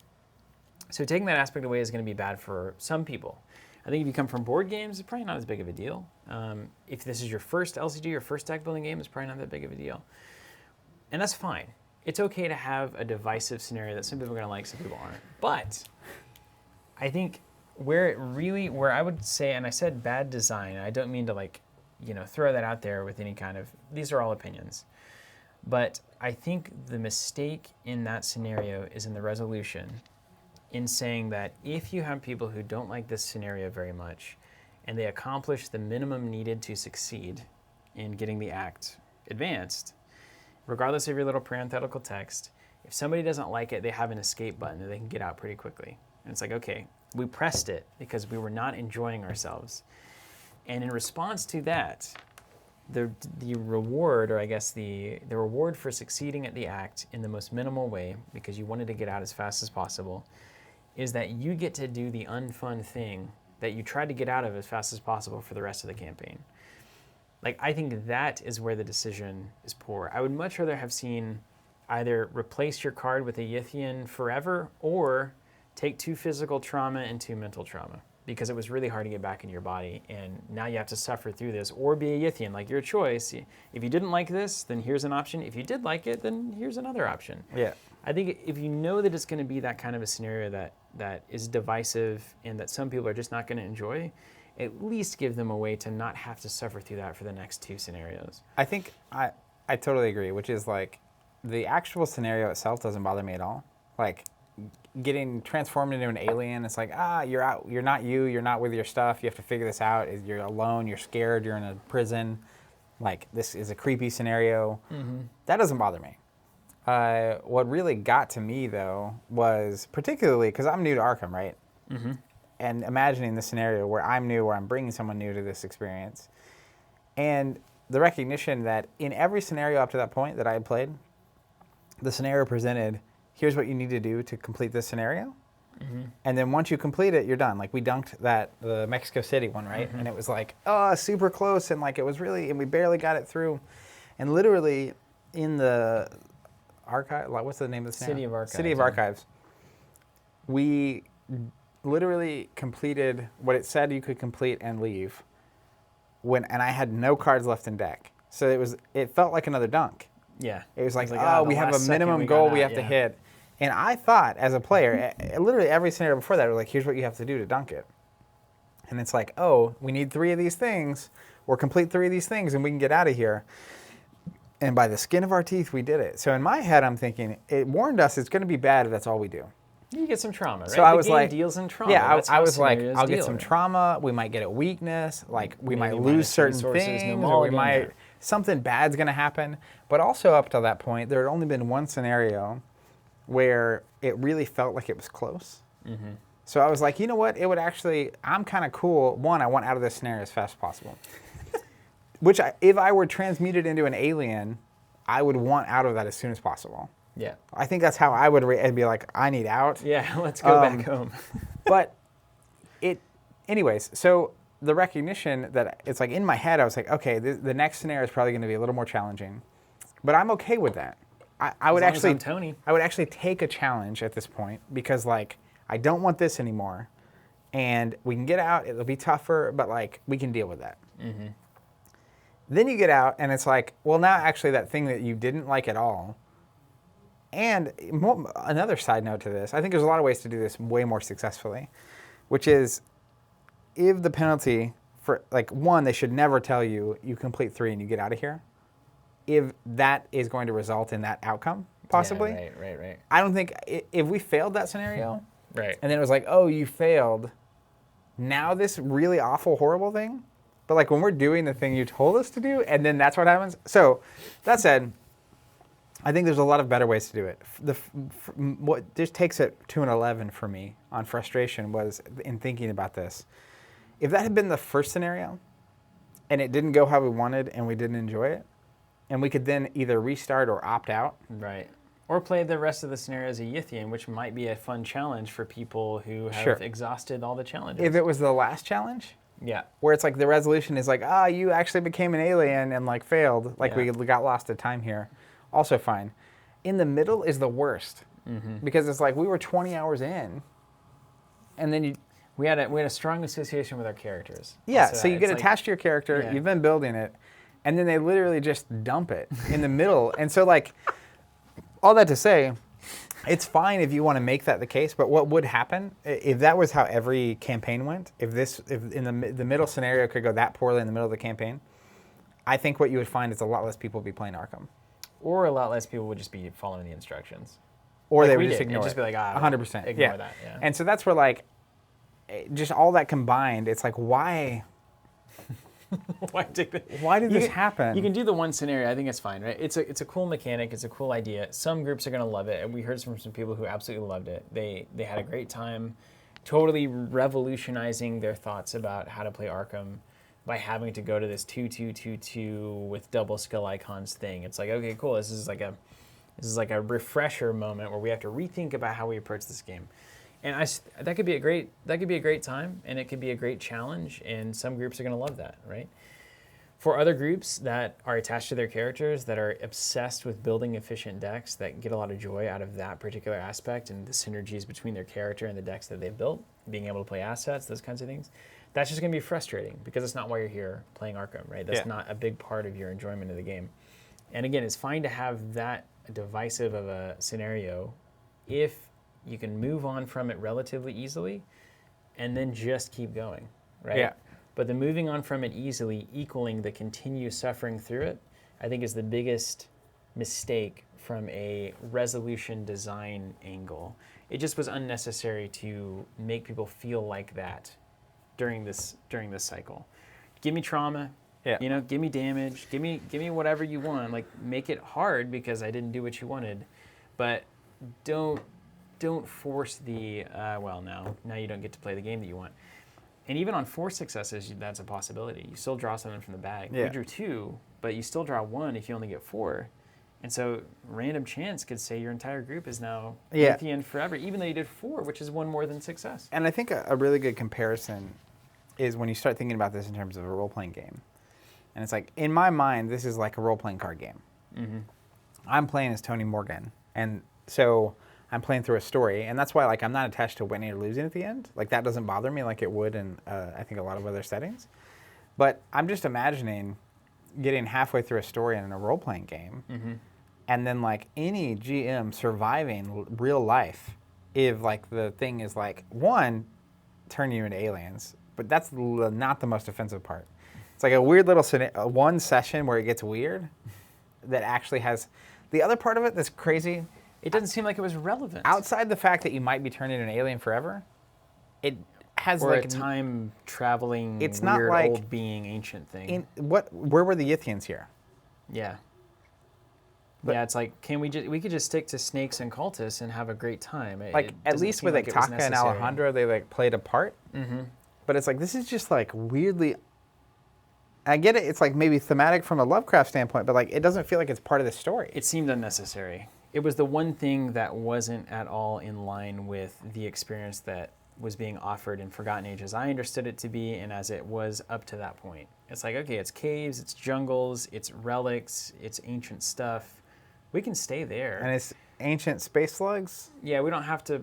It doesn't seem like it added anything, I agree. It's kind of a weird aside, and then we're back and disappointed, and then we continue playing the game. Yeah, but I do think, as an example, I was, for some reason, when I was thinking about that, the character Jaime Lannister came to my mind from Thrones. Apparently the Yithians were the cultists, but it doesn't matter. It doesn't change anything about my appreciation of this scenario. Whether the cultists are Yithians or they're cultists, and they just wanted to control the relic for their own, purposes, it had no impact on my emotional state while playing the game and thinking, the cultists are Yithians, this changes everything. It changed nothing. Absolutely nothing. So you could just tell me, hey, they're Yithians, they're these ancient beings. Whoa, that's nuts. I can read that in the resolution. That's pretty cool. Let's continue. I don't need to go visit their old homeland or whatever it is, their old homeworld. Yeah, I mean, so Nico says you were warned. It's no. You actually weren't. I refute that because it's and again, I don't. The cool part of this is that you could literally skip that scenario, or you could just reject the resolution. Yeah, I wish we did. And it works out just fine. It's cool that you can do that. But when every scenario gives you the minimum viable completion order, and you do it and it works out in your favor, and then scenario number 6 gives you the minimum viable completion order, and then you resolve it, and even if you don't minimum, if you get 4 or 5, it's still possible just to have that happen. 4 you still draw from the bag. So 4 out of the 6 you would still potentially get Yithian forever. Yeah. So you draw a tentacle. There's just no It's the thing is you can either be fine with it or you hate it, but that's really a weird risk for a game to take. And I also like the idea of giving a player a choice. So you were saying, it's basically you can either do A or become an alien, Yithian. That's fine too. Yeah, exactly. Take a bunch of trauma or become an alien. I mean, I'm willing to lose a hand. Yeah. You can only you got your arm cut off when you came back through the portal, and it's well, dang it, I can only have one pistol now. It's a tentacle. Yeah, it's but when it's literally, again, the main thing for me is from a design standpoint, getting out of the scenario, whether or not you enjoy it. What you have to recognize, it reminds me, I'm gonna tangent over to Star Wars for a second. Okay. We got nothing but time here, so we're just going to go for it. I love The Last Jedi, the movie, right? There's a lot of people that don't, for I think very valid reasons. Like, there's people that have objective film critiques of it. There's people that have lore story critiques of it. I think I could have looked at Last Jedi. If I had seen it before it came out, I would have been like, I love this. I think a lot of people aren't going to love this. And so I recognize objectively that Last Jedi is more, especially after The Rise of Skywalker, more than a fine Star Wars movie. Very acceptable. But would I have rather had it or something that way more people would have actually, like, it's good for me because it's like weird in the kind of way that I really enjoy. It's very divisive. But yeah, but I would way rather, especially in the middle of a scenario, it's like, it would be better, in my opinion, in a game like Arkham, right? It's like, this is just divisive. That's all there is to it. Obviously, there's people on both sides of the fence. You can say you were warned, you can love it because it's weird and it's crazy and it's different. And if you've played all the Arkham scenarios multiple times and you're playing this, you're probably okay with it because you were going to spend a ton. But like, and you kept your skill cards around probably and played your deck building a little bit different because you know it's coming. But like for me, I was 20 hours into my first campaign. And then literally that, if you go back and watch that hour and a half where I'm playing, and it was bad beats all around. Because I got stuck in the first room, literally without a hand after the first round, just trying to punch my way out. I didn't have a hand. I have one card a turn at that point. Yeah, you couldn't commit skill cards. And if I don't use that card, then they're going to discard it because I'm engaged with two enemies. That was literally, that hour and a half to 2 hours that we played was miserable. So what would you say then? What would you say? Because some people would say, many people might say, and particularly people who play Arkham a lot would say, yeah, that's the point of the game. It can be super hard and miserable. But it's fine if that's the case for that scenario. But then if that also means the rest of my, like 20 hours sustained misery to a 30 or 40 hour experience, right? It's like, if what happens from hours 20 to 23 is hard and miserable, and then like it means that also hours 23 to 30 are going to be also hard and miserable, yeah, then like, what am I doing? You just stop there. I mean, and some people say that, the Yithian resolution is just a creative way to say you died. And that brings up another question. So there's a couple of things, and Arkham does this. So if you fail certain scenarios, it'll literally say you're dead. Or you went insane, like game over. Now, whether or not that's, I actually... Why would you ever do that? Again, maybe that's just Arkham. Maybe the idea is that the ancient ones are all powerful and you can never beat them, and that's the whole Arkham shtick, right? That's the whole Lovecraft thing. Is like, it's a waste. It's not a waste of time. You fight against it, but it's never going to work out in your favor in the end. Maybe that's just the reality of Arkham. But I still think you can have that lore resolution without the design of feeling unfair or unearned. So rather than saying you died, why don't you say take 3 physical trauma? And then you'll know if you died. Like, if you have 5 hit points and you've already taken 2... Because you already have a mechanic for that. You have a mechanic to kill players or drive players insane. Yeah. I don't know why you would ever use text whenever something could have gone great up to a singular point and the players are excelling, feeling good, have no trauma whatsoever, and then because they failed one scenario, they're killed. And the scenario they failed, that's the weirdest part of this from a game design standpoint, right? It's like, you build decks that are good for the way this game functions, right? It goes well. You make good decisions. Then you get randomly tossed into Alien Zone. And then it says, oh, because your decks were built to be good under standard conditions, we're going to penalize you in this scenario. That's exactly right. That's how it feels, and make it hard, which is fine. Like that, I actually like that. It's like, we're aliens, this scenario is hard, so that if you've been doing really good the rest of the time, we're going to punch you in we're going to make it difficult, right? The what? Yeah. The stomach. We're going to take away, it's like Jamie Lannister. That's why I was going to give the example. Him without his hand is awful. He's defined by his sword hand. Yeah. So then he has to figure out how to operate as Jamie without his sword hand. Right. Which is a great story. So that's where, like, if we come into this and it's like Tony loses his guns, it's like, that's really interesting. Now he's a knifer, right? So, but like, the recognition is that you still have to be the character, right? And that's where it's fine to be randomly get challenged as aliens.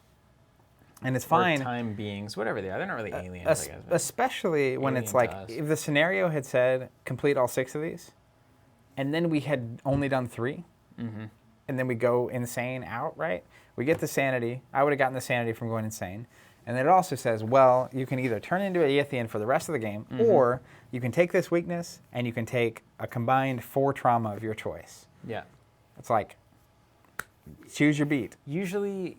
I just think usually in design terms, everybody, the designers of the game and the players of the game have to have an agreed upon set of expectations for things to function in a healthy way. And so like, if I know that I'm in control of my own fate, and if I fail something, I might take a lot of trauma or physical trauma, mental trauma. That seems fair to me, right? Like it's like, that's what I signed up for. I understand that if I don't succeed at this scenario, I might take 3, 4, 5 trauma in any instance. And so it's like, well, I've got to be aware that that can happen. I think getting blindsided by something just randomly is going to change your game or kill you is not something that necessarily, it doesn't feel good. Now it can. Now for some people, it'll be like, oh my gosh, how insane that this game can just randomly kill you. That's crazy. But like, I want to try again. I would never play that game. I don't think a lot of people would find that super appealing. Like, if I thought we were going to play Carcosa, and that at any point we could complete the resolution as it's spelled out on the card and then just lose. Yeah, it's probably not a super attractive. I'm not exactly pining for that experience. But I think that's the thing is, people say you were warned. Yeah, you were warned to complete more tests, but like, it let you exit the game having not done it. Yeah, basically, it's like the warning would have been, first of all, the warning at the start of Forgotten Age would have been, hey, there's going to be a scenario where everything functions totally differently, so consider taking double skill icon cards, skill cards, and not dropping them from your deck like you normally would.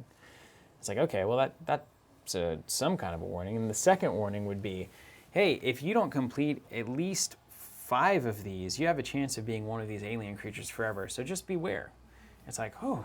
Yeah, it's like, okay. Warning, complete 5 of these or risk being turned into a Yithian permanently. Then I will risk that. I will risk everything on not having that happen. I'll take all the trauma, all the sanity in the world to try to get that 5th one completed.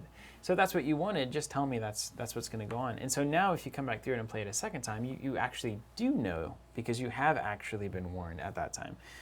Here's another question. So I dealt with this one in, I think it's when I ran through Carcosa. So similar thing, I was playing Investigators, playing Silas at the time. And there's a weakness set that's introduced in Forgotten Age that it's like Whom the Bell Tolls and a bunch of weird things. But anyway, the way that it works is you have a weakness in your deck. I drew it as my random one. So I put the weakness in. When you draw it, it says, don't do anything. Just mark in your campaign log that, Whom the Bell Tolls has triggered or whatever. And so it's like, okay, well, I did that. And then the next game, I drew it again, and it's like, mark the Whom the Bell, and then take it out and put a new card in from the collection, and it's like, you're being watched or something. And so then you draw that, and it's like, okay, mark that in the campaign log. And you draw it again, it's mark that in the campaign log. And then once you've drawn it 4 times throughout the campaign, the 5th card, you put it in, and it's called Doomed, and it says you die. If you draw that weakness, you die. You put a weakness in, and if you draw it, you die? Yeah. And it's like, that's another one of those, and this is, chat was mentioning this as well in the example of, is that, most people just don't play with that weakness. Because it's like, imagine that. Imagine you're on the 6th scenario, and it's a big moment, and you draw that, oh, I'm dead. Like, that can't be the right thing to do, right? I mean, I feel like that kind of stuff is fine if the expectation is set that that's normal. Or like if that was part of hard mode, is like, here's 5 weaknesses that only show up in hard mode. See, look, Hodevek's saying, I love that weakness. I have no idea what is lovable about the way that you lose at this game is the order in which your deck was arranged across 5 scenarios. Like, how is that a game at that point? Hey, do you have that Iktaka? Yeah. The one that we sided with? Did we miss something? Someone was making it sound like, is she over here? Yeah, I think I removed it from the game over here, yeah. Someone made it sound like when we sided with her, she joined team Oh, was she supposed to come in and... as like an here ally it or is. something? Okay, so I accept. For the remainder of the scenario, you cannot parlay with Alejandra, and serpent enemies do not engage or attack you. That's it. Yeah. All It right. says remove this card from the game, yeah. So I wish she would have come in and helped us. That would have been really nice. If we could control her and move around and attack stuff with her. Yeah. Send her on Alejandro. On the mission. That would be awesome. Yeah, so Kyle Fisher saying it's fun to mitigate it. Honestly, I personally like the weakness. Perfectly reasonable to ignore it, though. Yeah, it's like... So I was playing that scenario. I didn't know what it did. I just drew it randomly, and I was like, okay, I guess I'll follow the instructions. And so I put Doomed... I had Philip, I think, or Robert, put Doomed in because I didn't want to see what it did. I wanted to keep the weaknesses confusing. That's even hilarious. And I drew it, and I was like, I'm just dead? Like, we're halfway through a scenario. We meet up once a month, and it's like, okay, well, I'm just not going to do this. I'll just take a new weakness, draw it instead, and move on. So the good thing is that it's perfectly reasonable to craft the Arkham experience to be what you want it to be. And I think that's a strength of co-op games, and that really people should feel empowered with Arkham particularly to mold it into the enjoyable experience that you want it to be. So in that way, there really can't be that bad a design because you can kind of decide if you want to actually read the resolution and do it or if you just want to keep moving. Yeah. I mean, I think that's what, for me, my ideal experience with Arkham would not be to ever have an auto death or totally remove my character ever moment, but like that losing would just make it more difficult to be my character. Right? Like it just gets harder and harder and harder because you end up with less starting health and sanity, and you'll end up with less starting resources and cards, and like it just gets tighter and tighter and tighter until you eventually meet your inevitable doom. Like, and losing the last scenario to me, as long as it resolves in some way, totally fine. I would much rather Doom say take 4 mental trauma. That's what I've been riding this horse for 1,000 years. I feel like when I'm talking about games, it's like it's easy and you have the mechanics in front of you. Just use trauma. You don't have to do anything else. That's the only thing that needs to be in resolutions this bad. If you want to kill somebody, do 5 physical trauma to them. If you want to drive somebody insane, do 5 mental trauma. At least you feel like it's fair at that point. Well, right? And I would even question, because I'm picturing if I have a campaign going with 2 or 3 people, and then my character scenario 5 just dies. Technically, you re-roll and join in 6 Reroll a character. with level 0 cards. Yeah. Yeah, I mean that's fine, I guess. But like, I would way rather it be like you can literally take trauma until the point where you have 1 of each stat left. Yeah. And like if you're at 1 left on your sanity, you have to start taking the physical instead if you would take it. Right. And you're down to 1 and 1. And it's literally if you take either trauma in a scenario, you're out of that scenario. I've been close to that before. Yeah. Like at Which least is then it's just like terrifying. painfully hard. Yeah. You get 30 minutes in, you go insane immediately, and it's like, oh, dang it. Dang, this is awful. But at the same time, the game's super fun. Yeah. It's awesome. Like, it was, I mean, think about, like, in the grand scheme of how many hours was that? 5 times 7? 7? 35-ish hours. Probably all told, we were probably 40 hours in if we talk about, like, deck building and experience and That's all one that. cycle. So 40 hours, and we spent, what, about $200 to get started? If you count the tokens and the packs that we bought, it's like There's some stuff we didn't- $350. Didn't need, by the end of all of it? Yeah. 350 across the entire thing. Yeah.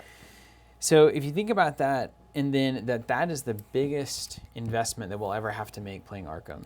So like if we bought another cycle, this is a better way of looking at it. Yeah. Once we're in. So a deluxe plus 6 packs, a deluxe is what, 30? 30, yeah. And 6 packs is 90, so $120. Mm-hmm. If you only play through it once, gets you probably 30 or 40 hours Yeah. of content. That's so good.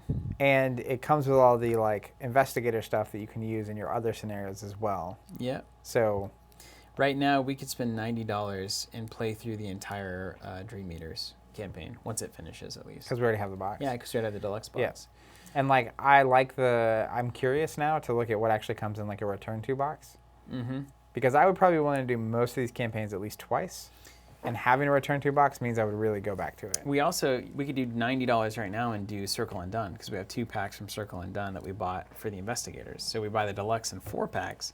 So at this point, we're $90 away from an Another additional 30 or 40 hours. additional of content. 40-hour experience, and then another $90 from another 40-hour experience.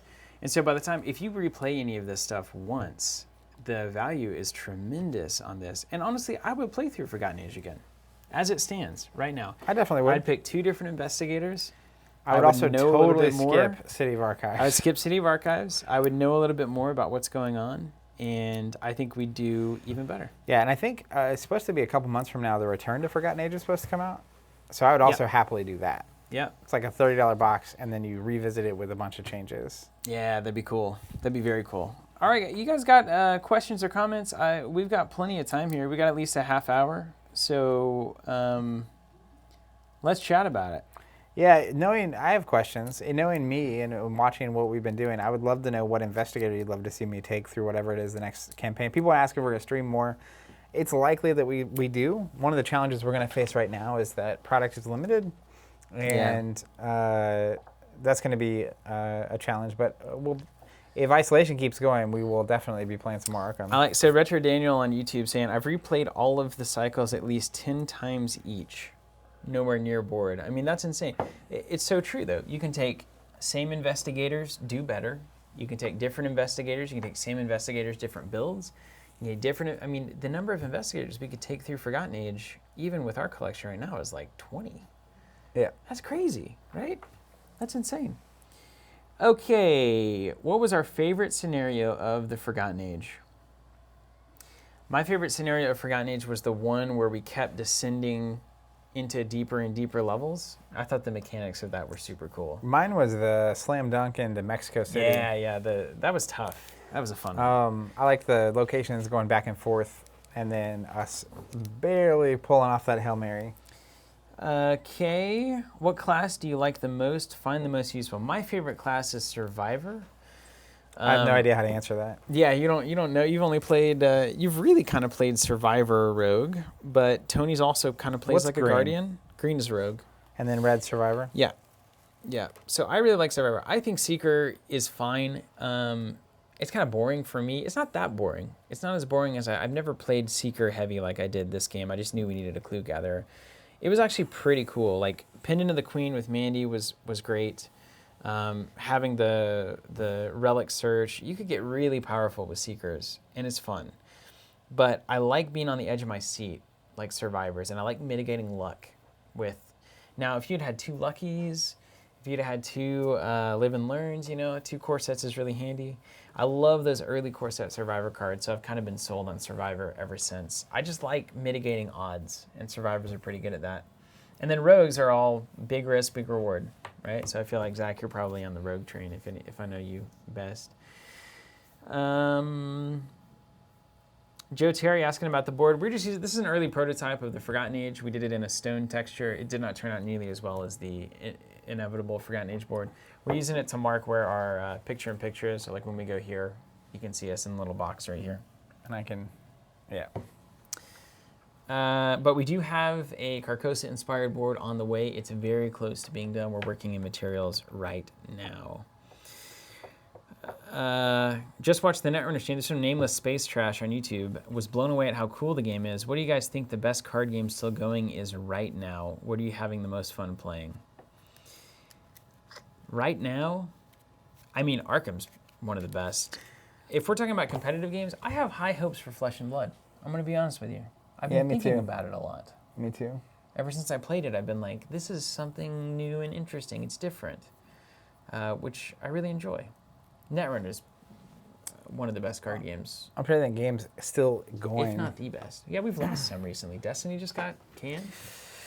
Yeah, I mean, I'm kind of like, there's not much left in terms of active card games that I'm interested in, excited by, that aren't Arkham or Marvel Champions, both games we've been playing a lot of. So outside that, Star Wars TCG.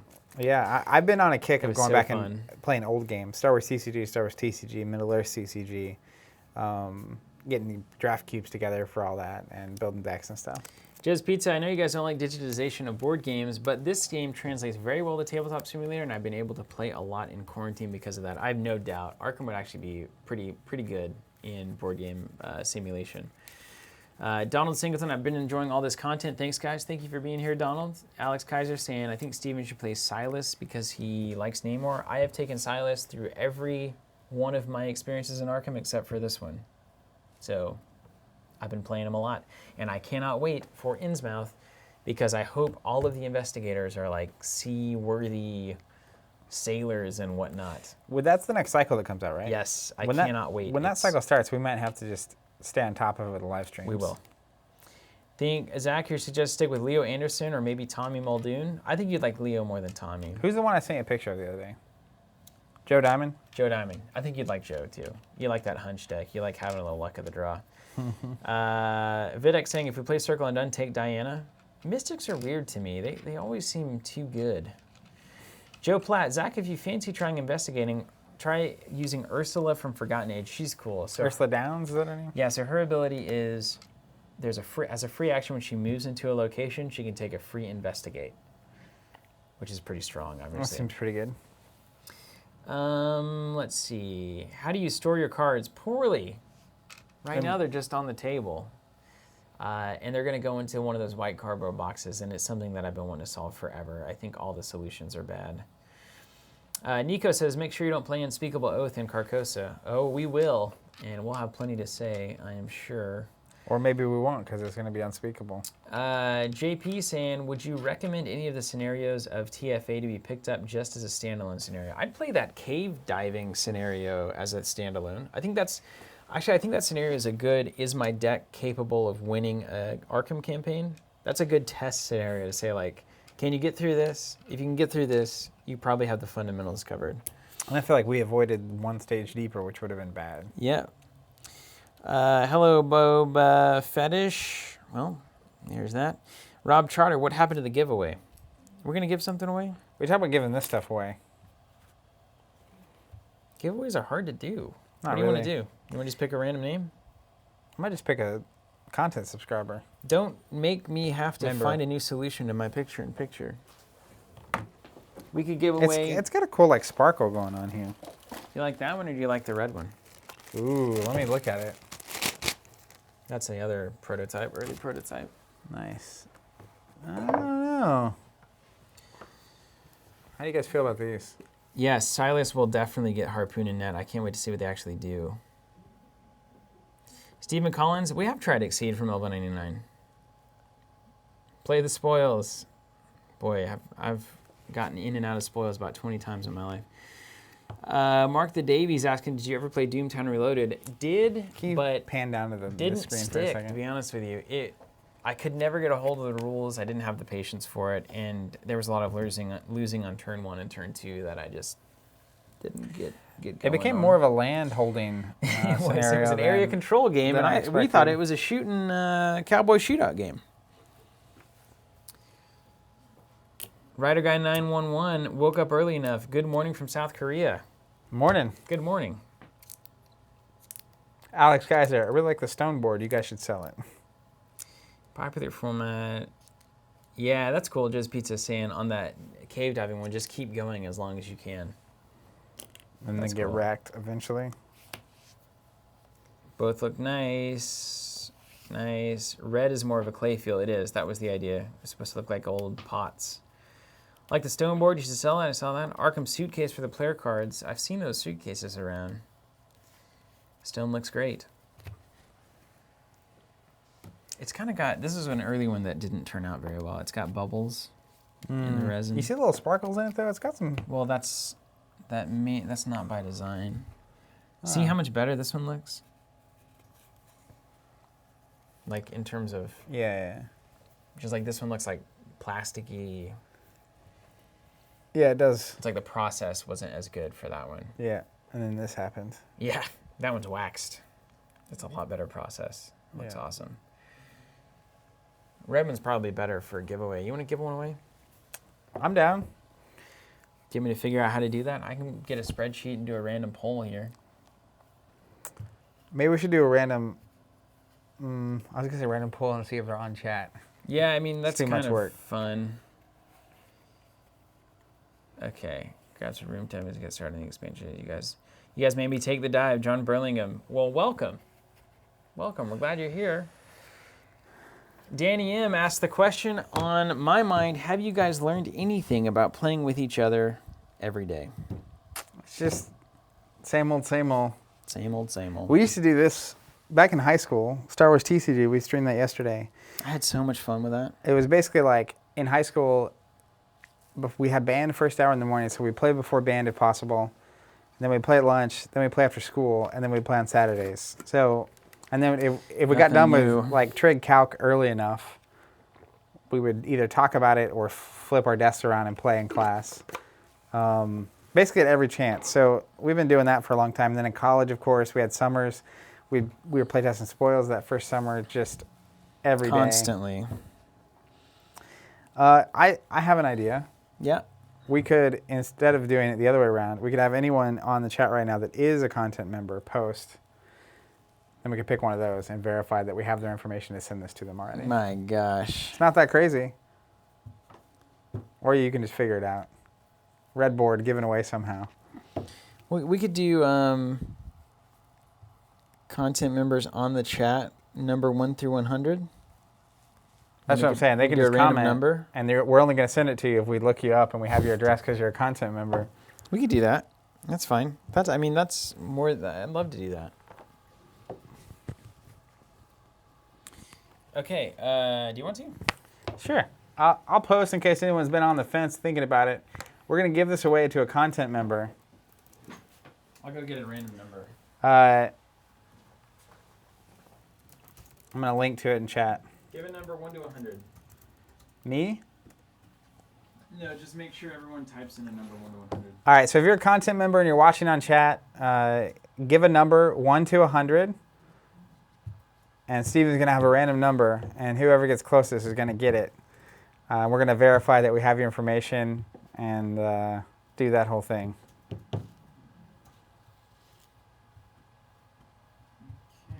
Got my number. I appreciate that, Jacob. He says, I'm not a content subscriber, but I believe those that are should be rewarded. Oh, that's cool. Yeah, I mean, it's amazing that there are people out there. Right now, the content membership is literally just supporting what we're doing and our staff. So the fact that people are willing to do that is amazing. I'm glad you guys are digging this and loving what we're doing enough to do that. It's really awesome. We appreciate it. Got a lot of numbers coming in, so that's amazing, meaning that everyone that's posting that comment is probably a content member. I'm gonna give it probably another 30, 45 seconds. Okay. I see numbers coming in. Do you know the number? I want to see if anyone's got it right. Yeah. Don't say it, obviously. Of course, Nameless, he says, thank you guys. You're keeping us sane through the quarantine. All right. I know the number now. Oof. That's funny. Someone said it's got to be 0, right? Yeah, wouldn't that be funny? It's actually 0. Whoa! You just got City of Archives. Ooh, I see some good guesses. I do, yeah. I do too. I'm going to let it keep going for a minute, and then we're going to pick. I'll say the name, and we'll be bouncing. You're welcome, Chris. Thanks for being an awesome local. You're a great part of the community. All these numbers. More local than human. He's here all the time. I see Chris posting in the local Facebook group, like, anyone wants to come try Arkham tonight, we're playing. It's so great. I so much want to go to this secret scenario. I'm so devastated. Perhaps what we should do next time is replay this scenario and see if we can actually beat it. Oh, we can definitely beat this. If we had a second crack at this, it would not even be close. We can literally, the next week or the week after, run it back. It wouldn't even be close. Wouldn't even be close, guys. Chris Hodevec, just play it next Friday. Rand says, do it. Card that restores sanity. That's awesome, Morgan. That's a really good idea. Everybody keeps saying hotel. I don't think we have hotel. Hotel Excelsior or whatever it's called? Yeah, Murder at the Excelsior I think it's in Hotel. stock. It's been in stock for a minute, too. Okay. I'd think about that. All right, what do you want? 30 seconds till we close? There's a delay, so There's not a delay. it's live. It's live. It's live. What? No, we haven't been delayed for weeks. We tried it, yeah. We tried it a couple days ago. I thought there was time between when our stream hit. Not a delay in the graphics, but a delay from when the stream is actually live and when we're pushing it up. I don't know. That's a good question. If it may be a couple of seconds at max. Chat does seem about 3 or 4 seconds behind. Chat definitely likes the idea of us trying that scenario again. We should have probably just done that when we lost. Yeah. But here we are, and it's Friday, and I'm exhausted. It is. It's yeah. This is like going to a party every day. I will say one thing That I've learned. doesn't sound bad when I say it like that, but that is terrifyingly bad. One thing I've learned streaming 5 days a week is it's exhausting, It really is. but in like a good way. But Like it's worth it. the next day, I look forward to it. For all of you, it's worth it. I wouldn't do anything else. Help where you can. Be useful. All right, I'm gonna go get the closest to the number. I know who it is already. Hold on, let me see if I have their information. Right here, yeah, verify them. Yeah. I can verify it over here if you want. I have my computer up. I'm already up. We may have a winner. All right, let's check. See, because we got to check before we announce it, otherwise they could start a... Yeah, That's not terrible, is it? Steven's over there. He says we have to check before we announce it, otherwise they might sign up to get the board. And it's like, well, I guess that's not horrible, is it? Okay, let's see. You find it?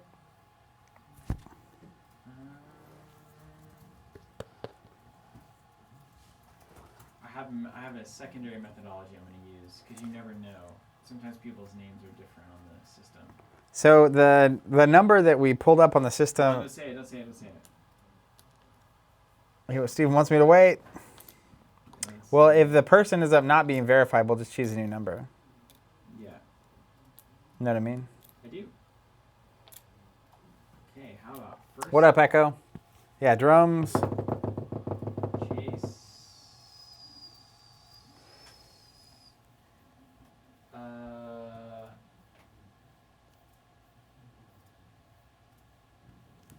Okay, hold on. I've got the email address. You figure it out?